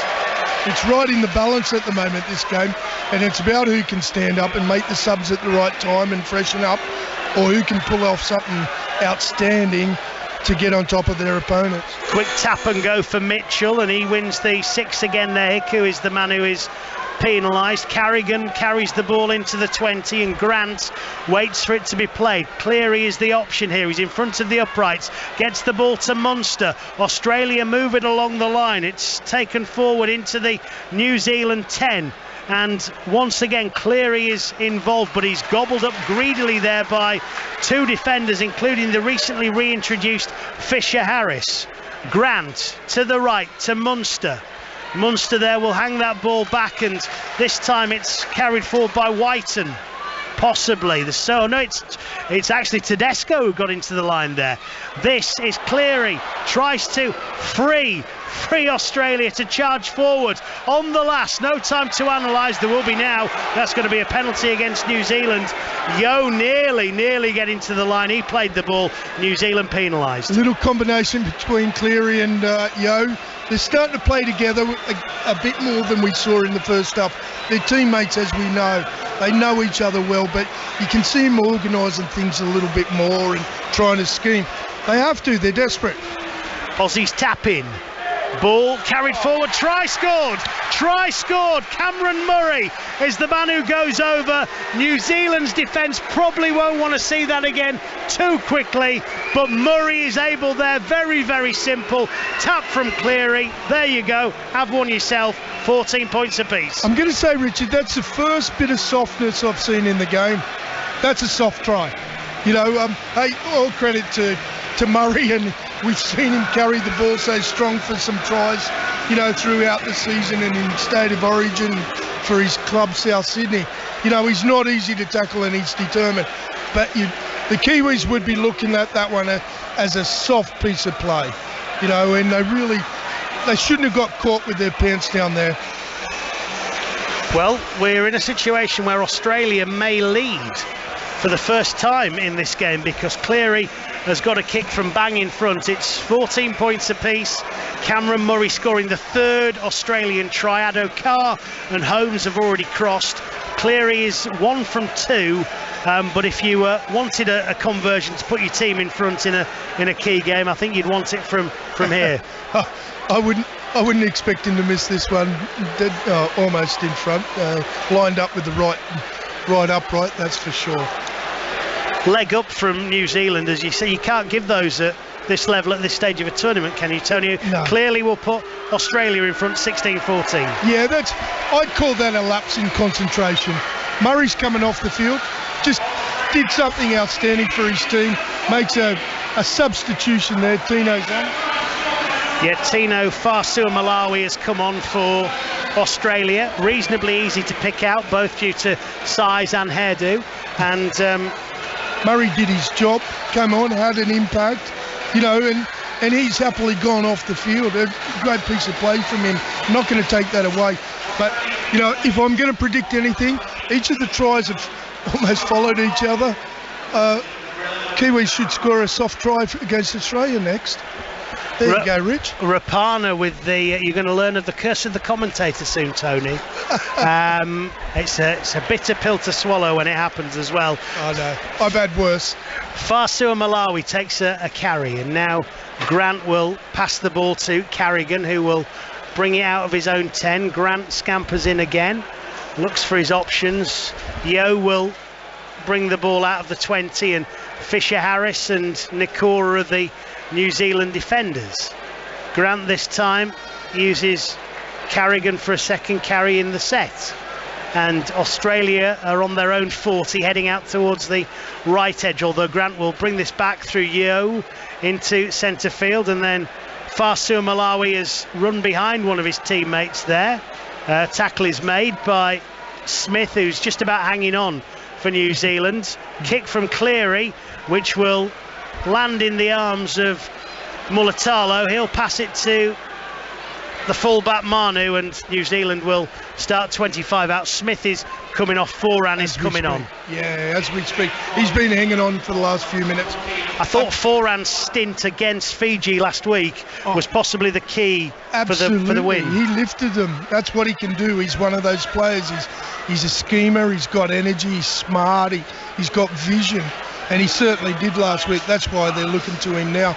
Smith is that working type and tough sort of hombre that's going to give everything for as long as he can, and he did that.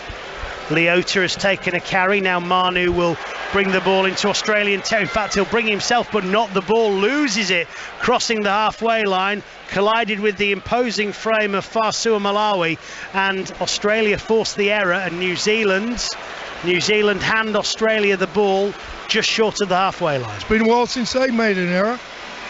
Kiwis haven't handed over too much to the Australians tonight. They've handed it over there. They've made a mistake. Whether they're just hanging on here, it's interesting, pardon me, it's interesting after you score a try, you can just see a spring in Australia's step. And, the other guys, the Kiwis are, they're just hanging on for this little period. It's just amazing how games ebb and flow. Indeed, and Australia will bring the ball into the New Zealand half off the back of the scrum through Munster. Grant to Fa'asuamaleaui, who will be stopped there by Asafa Solomona, who will drop back into the 10 and Fisher Harris at marker. Now Australia will change towards the right edge of their attack and try and probe an opening. That's fast hands, but it's put on the floor. First mistake from Jack Whiten, who otherwise has been excellent in this game. Couldn't collect that pass. New Zealand will be very pleased with that error from Australia, you would think. Yes, it was his first error. I'm just smarting over. I'm watching Cleary put on shots out here. You know, he's not the biggest bloke in the world. He's done it again. Yeah, and he inspired his teammate Martin to go out of the line next and force an error. That's what halfbacks can do. That's what smart players can do. They can inspire one another by doing something. The tackle before, Cleary absolutely put somebody on their backside, so it inspired his mate to go and do something and cause an error after that. Well, Asafa Solomona was the ball carrier. Liam Martin was the man who targeted the ball carrying arm, forced the error, and then the pleasantries come after again. But it will be a Australian head and feed, 25 metres out from the New Zealand line, and soft try, error, drop ball. It's just a little bit going Australia's way at the moment. It is at the moment. It absolutely is that way. Back to what I said at the start of the game. Good teams soak up this pressure. Whether they can or whether the Aussies are coming at them. Latrell Mitchell's coming to get involved now. Anything can happen. And now Far Suamalawi will be tackled just outside the 10. And Grant waits. Munster wants the ball.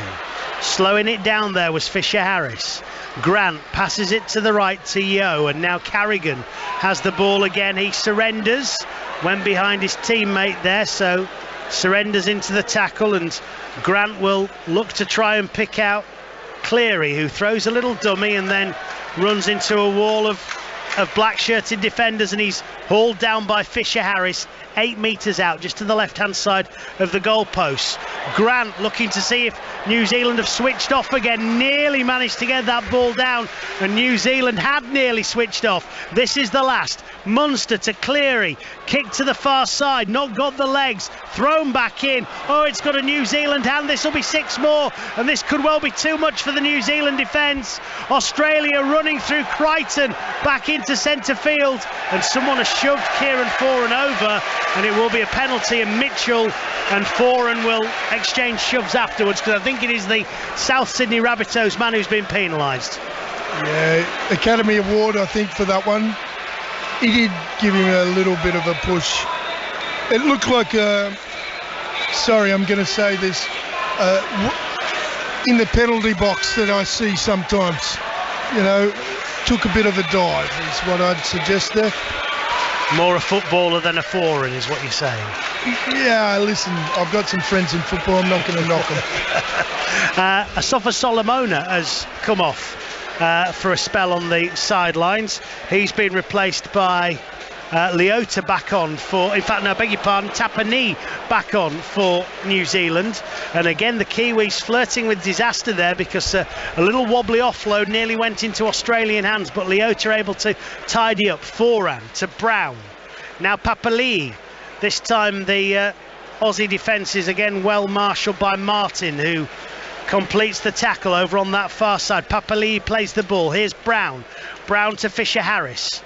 He will take the ball just into the Australian half, but every yard is hard earned by New Zealand at the moment. Here is Brown. Brown looks to the right, sees Hughes along the line to the number 17 Nikora, who is tackled 30 out. 16-14 Australia lead. New Zealand on the last. Hughes with the kick. Tedesco comes, Tedesco claims. It's been an age since they completed a set. Like, I'm not all into completion and being conservative, but they needed to get a complete on that one. They've just been turning the ball over too early. They've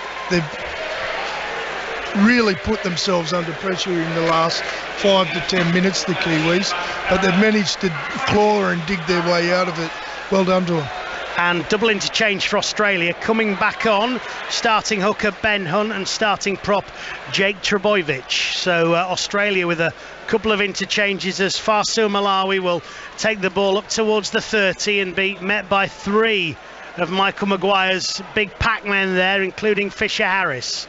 Here is Tedesco along the line. Good flick from Cleary. Now the ball is fed back into Yeo, who really has come into this game much more in the second half, as Tony has illustrated. He'll be tackled on halfway.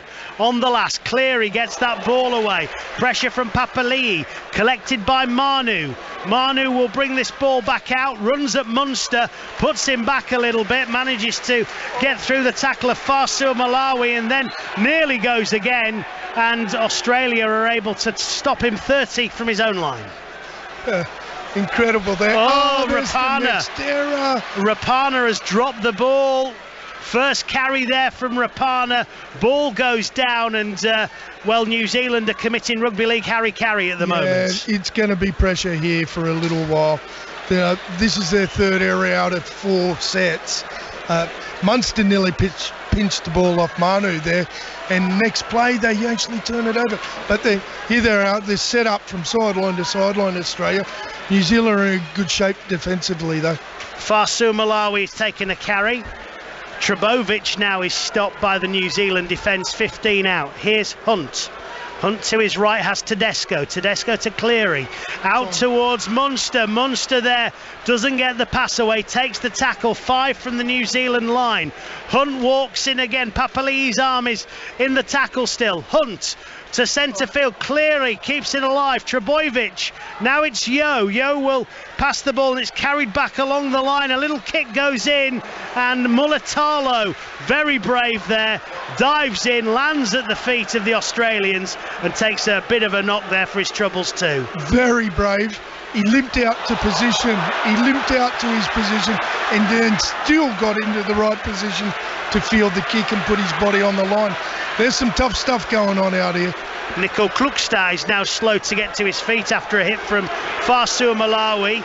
The crowd behind the New Zealand line in the north stand felt that was an illegal tackle by Farsua Malawi. In fact, was it a shoulder charge, Tony? I can't see it from here. It sounds like a coach on a weekend after a game when their player's been sent off, don't I? We never can see them, but I literally can't see it. I wouldn't be surprised if a video ref has whispered in Ashley's ear and said, mate, you need to have a look at this. Aside from the bloke's a bit groggy himself on the ground. Well, Liam Martin's challenge on the floor was the first thing that got the crowd offside on Mulatalo, and then Farsua Malawi has put a big hit, whether it's legal or not we'll find out in a moment, on Nicole Klukstad, and New Zealand are in their own 10 with 15 minutes to go and 2 points behind at the moment. Australia leads, but New Zealand will be very pleased, I would imagine, just to get a little bit of a breather here, whatever the referee decides, whether it's just play on or what, which I think it might be. I think New Zealand will take the breather. Absolutely. They've been under the pump. They have been under the pump. Australia's got them where they want them in terms of territory and where they're starting their set. There's a replacement through injury coming on here. And Big Solomona's coming on for a winger here. I don't think he'll be playing on the wing. But he's caused a whole lot of destruction against the Aussies here today. So they won't be looking forward to him rejoining the Kiwi pack. It's Mulatalo who's going to have to come off, isn't it? So Rapana goes onto the other edge, and Peter Hiku will move out to right wing, I'd suggest. Yeah, that's what they're doing, Tony. You're absolutely right. As the ball is carried forward by a fired-up Moses Leota. He will take the ball out of his own 20. Ben Hunt among the defensive line for Australia. Now, it's Tapani, and he will tightly grasp the ball to his chest and take it into the contact just inside his own 40. This is New Zealand's last, though, as Hughes will put that kick away. Hunt with the kick pressure. It's Hiku as he knocked on there. Oh, it's a chance for Addo-Carr. Addo-Carr picks up the loose ball. Hughes with the ankle tap. I might put that down as a try saver because Addo-Carr doesn't need to be asked twice. Now Mitchell will pass the ball to Munster. Munster to Trbojevic, and Australia are just outside the 20. Addo-Carr struggling to get up. Here is Hunt. Hunt will pass the ball to Yeo. Yeo in turn to Cleary. Cleary there will find Tedesco. Tedesco is stopped 15 metres out. Hunt waits again. Australia looking to finish New Zealand off here if they can. Hunt now manages to find Munster. Steps again into the Kiwi 10. Last gasp defending is done by Tapani and Fisher-Harris. Hunt will look to his right and go to his left. Manages to get the ball out towards this left edge, and it's Australia 5 out. Lateral Mitchell will be in on the play the ball. He will pass the ball to Munster. Munster might kick. No, finds Cleary. Cleary will kick, and Rapana will deal with that. But will he keep out of his in goal? Yes, he will. Good defensive work by the New Zealand winger. Incredible. All that passage of play. The excitement of it was a bit basketball like that. But I'm going to put the big credit on the Hunt getting out, putting pressure on the Kiwis kick, making Hughes slice it off the side of his boot. Australia catching it in the opposition's half, and put pressure straight back on them. That effort by Hunt has put New Zealand under so much pressure. They've soaked it up, fortunately, but will it cost them, cost them in the legs for the last 12 minutes? Well, this is the last, and Manu has got the ball out as far as the 30, and that is it. And Hughes again will get a kick away from deep. And Tedesco's got all the time in the world to collect that ball, and he's not got too much New Zealand traffic until he gets up to the 30. Then he's met by Nelson Asafa-Solomona doing the defending. And, well, Australia appealing for a bit of a crusher there. I don't think it was, as the ball is fed along the line. Mitchell involved there for Australia, and defending done on the far side by Leota for New Zealand. Also Papali, who will do the tackling. Now Australia into the New Zealand half, and Hunt will pass the ball here to Holmes. Holmes is met by the robust frame of Papali again, and New Zealand trying to keep Australia out. Yo rounds Tapani at the first tackling attempt, then he manages to tidy up with Leota involved as well. This is the last. Here is Hunt to Cleary. He will put the kick up, hangs over the Kiwi 10, and Petahiku comes and takes that fantastically well. 11 and a half to go. 16-14, Australia lead in the World Cup semi-final. There's black and white, hands on hips and knees everywhere here at the moment. They're just hanging on. They're just hanging on with some of their efforts. They might get a bit of a recovery now that the outside backs are in here carrying the ball, but Australia just seem to have a little spring in their step at the moment again. This could still turn, and it can turn on an incident, but it looks like Australia's got a little stranglehold on it. Tapani's taken a carry, Asafa-Solomona does as well. Foran will feed the ball here to Hughes. Hughes will kick it over, and it's collected by Tedesco inside his own 20. Brown isn't able to get him. Hughes can with Fisher-Harris. That was his worst kick of the night. Sorry to jump in there, Rich. No, you're all right. He's been good, in kicking well and getting his team out of trouble. His last two kicks, one off the side of boot. Then he puts a half-hearted kick. Wasn't a chip, and it wasn't a clearing kick. That puts his team under pressure. Cleary's taken a bit more control of the other side, and the difference coming now. It's a scoop from the right of the ruck from Cleary as well, just as Tony says, as now Hunt is in again, and he too will gain 5 or 10 metres, passes the ball to Trebojevic. Australia 20 out on the last. Here's Cleary, inside pass to Tedesco, gets clouted going to floor there by Leota. I don't think that was, well, there's again a bit of pushing and shoving, and particularly fired up is Liam Martin again, but I think he was going down when the contact was made. Just a slip. It's just tension out there. It's just tension between two teams. He just slipped into him. That's nothing meant of it. New Zealand have the ball, but they're at the wrong end of the pitch, as they have been for the majority of this second half, backed up inside their own 20, and now Hiku will take the ball up towards the 30. Munster is among the defenders there. Foran, 6 again. That could be big. Asafa-Solomona is tackled 40 out. Kieran Foran has got Joey Manu next to him. He will pass the ball to Fisher-Harris. He'll get it back. He'll offload. Brown, fast hands. Papali with a step. Goes again. Papali up towards the Australian 40. This is the first time New Zealand have been this far up the pitch with ball in hand as long as I can remember. Now Fisher-Harris takes the ball up towards the Australian 30. Couple to go for New Zealand. Foran finds Brown. Brown to 20 out. Hughes to his right. That's Manu. Mitchell with the judo throw on the 30 does the defending there, and Nikora waits for the ball to be played. Here's Tapani, and he manages to gain a few metres. Then he'll offload to Hughes. Hughes finds Brown. Brown's looking for a gap. Can he get the ball to Papali'i? Someone's taken out. Papali'i pleads for a penalty. Tackle completed. Forehand on the last. Here's Hughes. Looks for Nikora. And in the end, what a big catch. What a big leap. What a big moment in defence there by Lateral Mitchell. Absolutely. This is enthralling. I nearly said a couple of minutes ago, Richard, if the Kiwis are going to get out of this, it's going to have to come from Joey Manu and Brown, some brilliance with them, and they just connected a bit in that last set, and they got all the way down there. They're still going to have to come up with something brilliant if they're going to escape from this. Well, quite often in a game, a team will get a chance. Of some point. Australia are going to be kicking from just outside their own 20 here. Good defensive set from New Zealand to back up that attacking set. Rapana switched off a little bit. Ball has been allowed to bounce. Now he'll get his skates back on and carries it back with real purpose. Lovely stuff from Rapana. Outside, Nicole Klukstad turns to Desco, cuts inside Hunt. 15 out. New Zealand with an opportunity here. Wonderful from Rapana and Nicole Klukstad. Brown to Hughes. Here comes Asafa Solomona into that 10. Offloads to Hughes. Kicks. Hiku won't get there. Adokar will. He flicks the ball back in. Hiku's touched it down. Adokar with the blooper. Doesn't take the ball into touch. What does the referee say? Ashley Klein says, tell us, Ashley. Tell us. No try.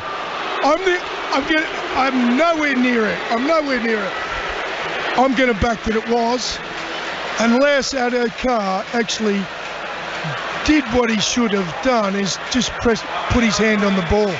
If he just pressed the ball down, but if he's had a swipe at it, missed it, Peter Hiku's just cleaned up and maybe won the game. Well, the best thing to watch here is Michael Maguire and Tommy Luluai, just away to our right watching this replay. There's a lot of tension between those. There's a lot of tension for those guys at the moment. We can't see it on screen. No, it's very frustrating. We might see the Kiwi coaching staff react first. Adokar, worst case scenario, it's New Zealand ball, I think. Adokar will have taken it into touch. That's right.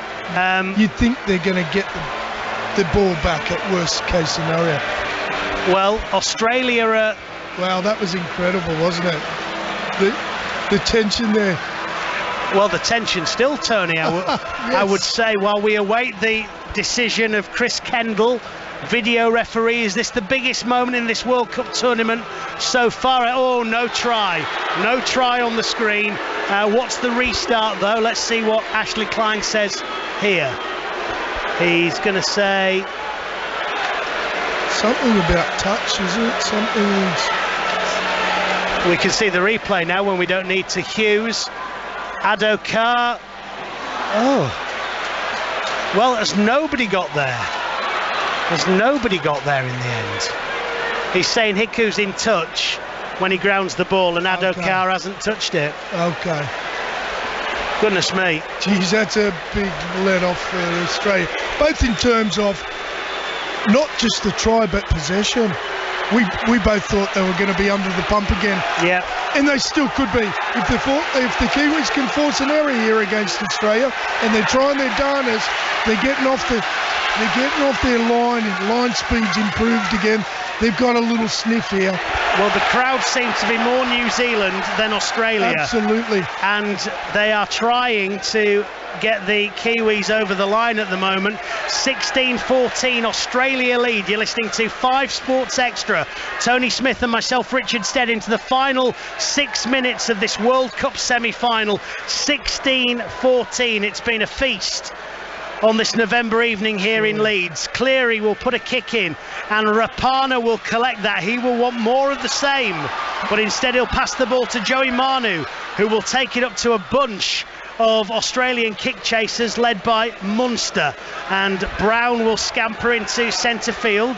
New Zealand will still get 3 or 4 more sets, so there's no need for panic mode just yet, and Hiku is tackled. Smith is back on for New Zealand. Smith is back on, and he will go straight into operate around dummy half. On the New Zealand 40s, where he gets his first touch in his second stint. Brown is nearly through. Vital involvement there for Australia by Liam Martin again. And now combinations from New Zealand take the ball up towards the Aussie 30. This is the last. Smith on the last. Rounds one man. Passes to Brown. Brown's looking for a chip and a charge. Hunt is by him. Hughes gets it again. Is anyone onside? Hiku has to drop back, and Adokar will catch that comfortably. Oh, what a poor finish to it. It looked like it was building for something special. Adokar nearly gets through. The Aussies have got a lot of hands on knees at the moment. They're just hanging on. The crowd is on the side of the Kiwis, there's no doubt about that. But it's going to take more than the crowd to win this.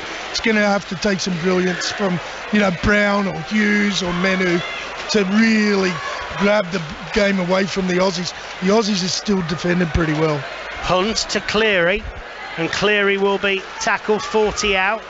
Thought about the pass there, but dragged down by New Zealand. Mitchell, can he produce some magic? Back to Adokar, and now the ball is in the hands of Crichton. Manages to free himself from the tackling attempt there, and in the end it's Fisher Harris who has to shut it down on Yo. And here's Cleary to win it. He's inches away in the New Zealand goal line defence. Stop Cleary. Oh, geez, he went for it. It took their bodies on the line there to stop him. You could just see him eyed up, and he was going to go for it. And it did. It took 3 of them to stop him. He's a halfback, but he's a determined halfback that knows what he wants to do to win a game. But the Kiwis aren't out of this yet. They've still got some fight in them left. They're going to have to do it soon, though. A lot of pushing and shoving at the play the ball. That was the last tackle, and New Zealand will have to bring the ball out of the 10. And now it's in the hands of Nicol Kluksta. And what have we got? We've got just over 3 minutes. Here comes Papali'i. He's done the full 80, or will do the full 80 as Big Papali'i. He's tackled on his own 20. Now Smith looks for Fisher Harris. Fisher Harris is tackled on this occasion by the Australian defenders. Here is Brown. Brown will look for his options. Asafa Solomona is the man who has the ball, but he's all surrounded by green and gold and in his own 40. Smith to Hughes. Hughes will punt that ball downfield. He'll let it bounce in front of Tedesco. Adokar, in fact, will get back and get it. And here comes Tedesco. Australia start 30 out. Yeah, some of their kicking games let them down the second half. They needed something more than that, a better finish to it, to give them a better starting point in this set so they could really rustle up something against the Australians. You could see the disappointment in the kick. It was another average kick. Aussies are back into their half now. Campbell Gillard is back on for Australia as well, in amongst all that excitement.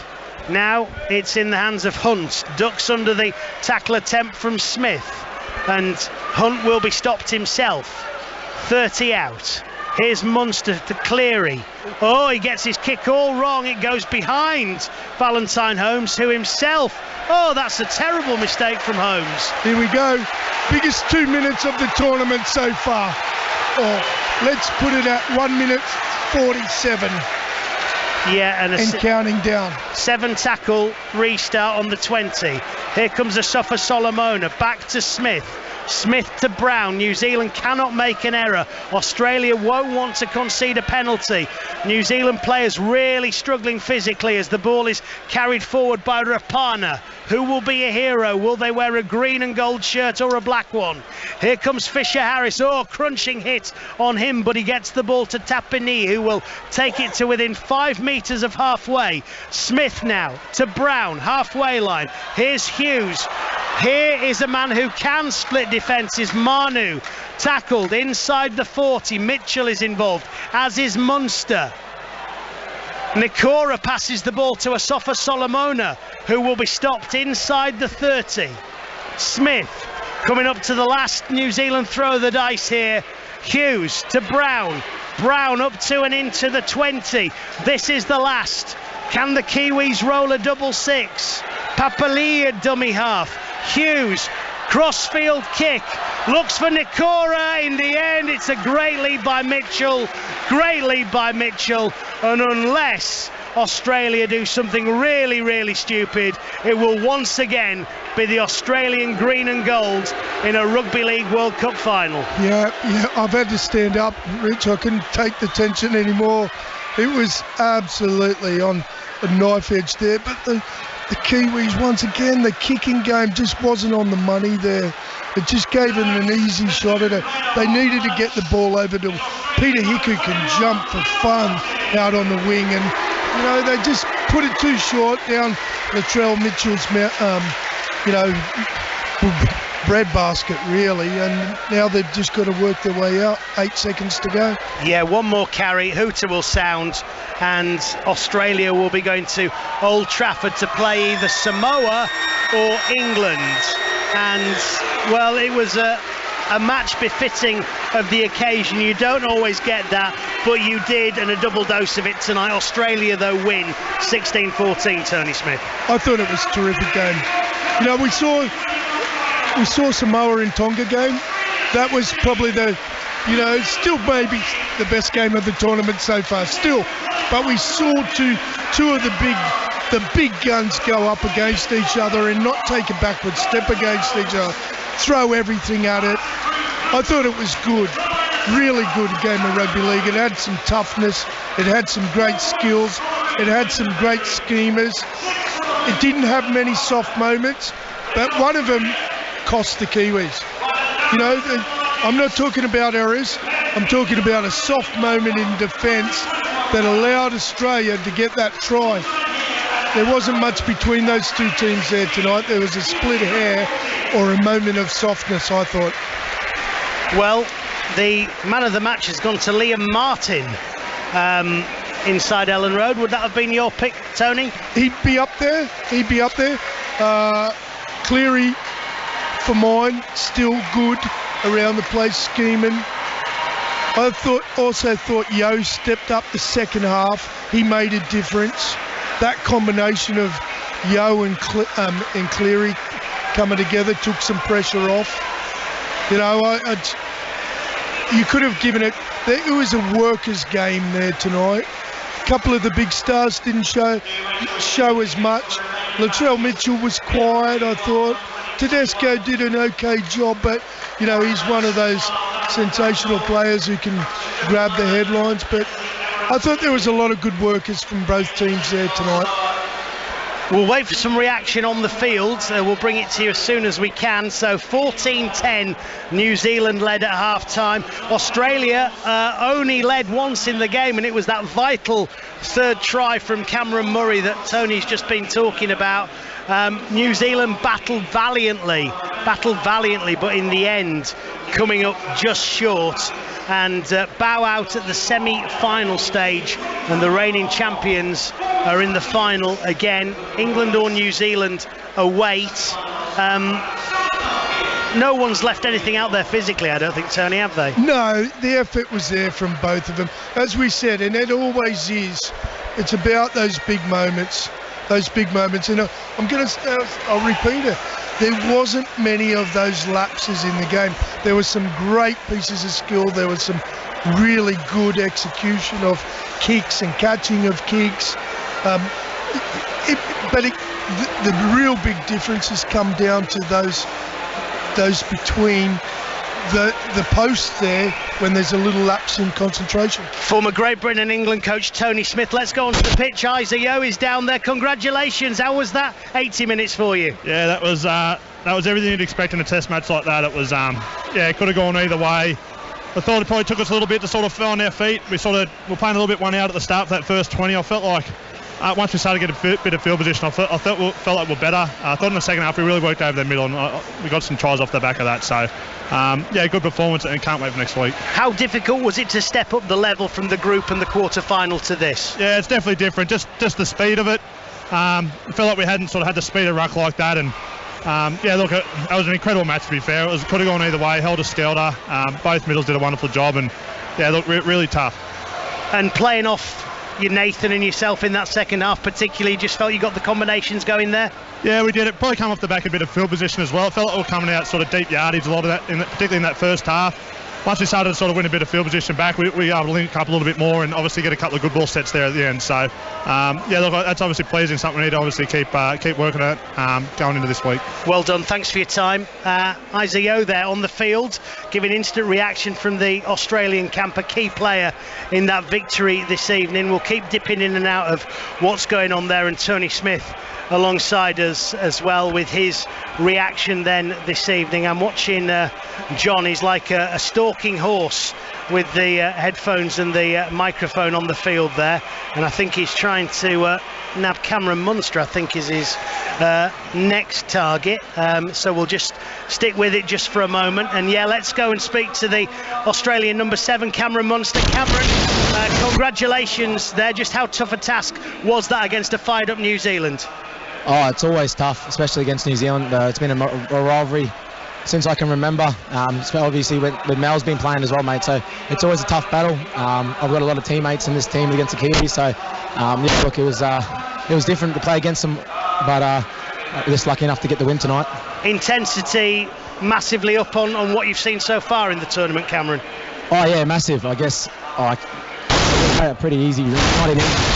Oh, it's cutting out. Look, it's not an easy. We had a little bit of an easy run, and then we had Lebanon that come out hard, and then obviously there's a bit of speed and tempo. Mate, can you stop moving that? Yeah. Look, it's I can't hear him, mate. I tell you what, Cameron, you're very generous with your time, but it's an awful line, so we'll wish you well for next week, and thank you for speaking to us on the BBC this evening. Sorry about the quality there of that. That wasn't Cameron's fault at all. It was just the microphone doing him a mischief. Cameron Munster on 5 Sports Extra. Thank you for being with us.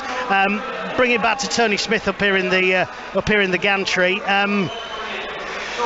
The tournament needed that. I mean, we've had some excitement. I thought Tonga-Samoa was a keen contest, but just that quality as well as the competitiveness this evening was very much needed, wasn't it? Yes, and needed by the Australians or the Kiwis, whoever was going to go through. They needed this tough game, and one of those sort of neither one. The Kiwis played pretty average last week and had to get out of jail, but this week they played a whole lot better. I think we've got Nathan Cleary with us now. Nathan, congratulations. Just give us your take on that 80 minutes. Oh, thank you, mate. Wow, that was an absolute war. It was just back and forth for a lot of it, and by the end there, it was just everyone out on their feet, just working hard and scrambling. New Zealand obviously a great side, and it was the toughest game of the tournament, that's for sure. What was the difference in the end? I'm not too sure. It was one of those games that could go either way, but I thought we just scrambled hard and kept turning up for each other, and that's sort of our mantra. We could have played a lot better. We made a lot of mistakes, but we kept turning up and just got the job done. Samoa, England tomorrow. Any preferences who you face at Old Trafford next Saturday? Not really. It'd be pretty cool to verse the Samoan boys. Obviously, a lot of them are Penrith boys, but on the other hand, it'd be cool to verse England too, obviously with the home crowd. So, we're having a keen eye on that one, and should be a good game. Thanks for talking to us. Don't be wearing that Manchester United top round Leeds tonight, by the way. You're getting to bother. Don't worry, I've hidden it deep in my bag. Thank you very much indeed. Nathan Cleary on BBC 5 Sports Extra. What a player. Privileged to watch him. Class. Yeah. All 3 that we've interviewed, you could go to any of the players out on the field and say the same thing, but they're top draw, absolute top draw. But you can hear the Aussies that have been interviewed there so far acknowledge how close that was. They know it could have gone either way. They know only a little slip up here or there could have cost them a victory. That's how close these games are. It is fine margins when you get to these levels. I'm going to bring it back to what you said to me earlier about this tournament needed a tough game. These 2 teams needed a tough game.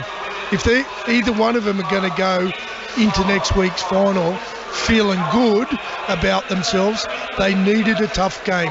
I think we've got Jake Trebojevic with us now live on the BBC 5 Sports Extra. Jake, well done. How was that for you this evening? Oh, thanks, guys. It was pretty tight there. It got real tough towards the end, but we did enough to hang on. So very grateful and very excited to be in the final next week. Big physical encounter. Did you kind of need that in this tournament ahead of next week? Oh, definitely helps, doesn't it?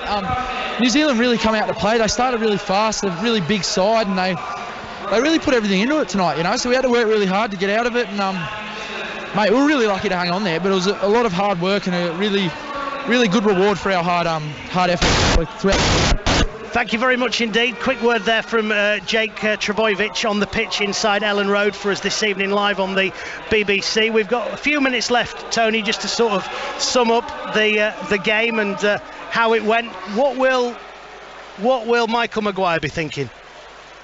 Yeah, I was watching the coaches along there. They weren't far away from us. They're pretty shattered, really. I think they'd also acknowledge that those moments cost them. Few errors here and there, but it was a big error in defence that cost them. There was a little bit of composure needed on some of the kicks at the back end of the game that needed to be a whole lot better. And if you don't execute those things, they can cost you. So I think he'd be blaming himself as well as, you know, the players. Well, let's bring the victorious coach, Australia's Mal Meninga, live on the BBC this evening. Congratulations, Mal. Give us your take on that 80 minutes, please. That's Test match footy, you know. So rugby league, we keep on telling the players about, you know, how good it is, and you know, I don't know. I mean, it's just the way it is. It's everyone's working really hard for each other. They're scrambling and defensively, come up with really good decisions, you know, come up with really good efforts to stop tries. You know, it was at everything, that game, and I'm just glad we came out the victors. Talk about the occasion, Mal, if you will. Great venue, great crowd. I know a lot of neutrals, but this really has lifted the World Cup, I think, tonight, hasn't it? Oh, I certainly hope so. I mean, like I said, both teams come ready to play. They were ready to win that game. So, and as you can tell by the quality of the game and just the sheer character each player showed, you know, at times, you know, through that 80 minutes where they made an effort that made a difference to their team. I just think it's hard to explain to your players. We haven't played, you know, in National Rugby League for three years, and it's hard to explain. They just got to experience it. And now all the boys, they know what it's like now. They know what it's like to play, you know, for their country and in a big game. It was a big occasion. It's semi-final. We're through to the final, so we'll learn lessons out of that, obviously. But the experience itself it's going to do wonders for the team. Just finally, Mal, where are you watching the game tomorrow, and what are you hoping for? I hope they bash each other like they did tonight. You know, so. But you know, it's. I'll be watching it back at the hotel with keen interest. Probably with the team as well. I would suggest to you, and you know, best of luck to both sides. You know, it's. Samoa's done a terrific job to get into the semi-finals, and England's been, you know, obviously nearly the form team of the competition too. So it's going to be interesting to see how that all pans out. Mal Meninga live on BBC 5 Sports Extra. Thank you very much for your time, with a little cameo from Josh Addo-Carr in there as well. So a couple of minutes to go, Tony Smith. I think we might have had the reaction on the field, so we'll sort of wrap things up here. We can't ask for anything more, really, can we, from that game? I'm just going to thank you for inviting me to commentate on it tonight. I would have loved that game sitting on my couch. I loved it even more sitting in the gantry. You know, listening to that crowd get behind the Kiwis and trying to ride them home. It was a great atmosphere.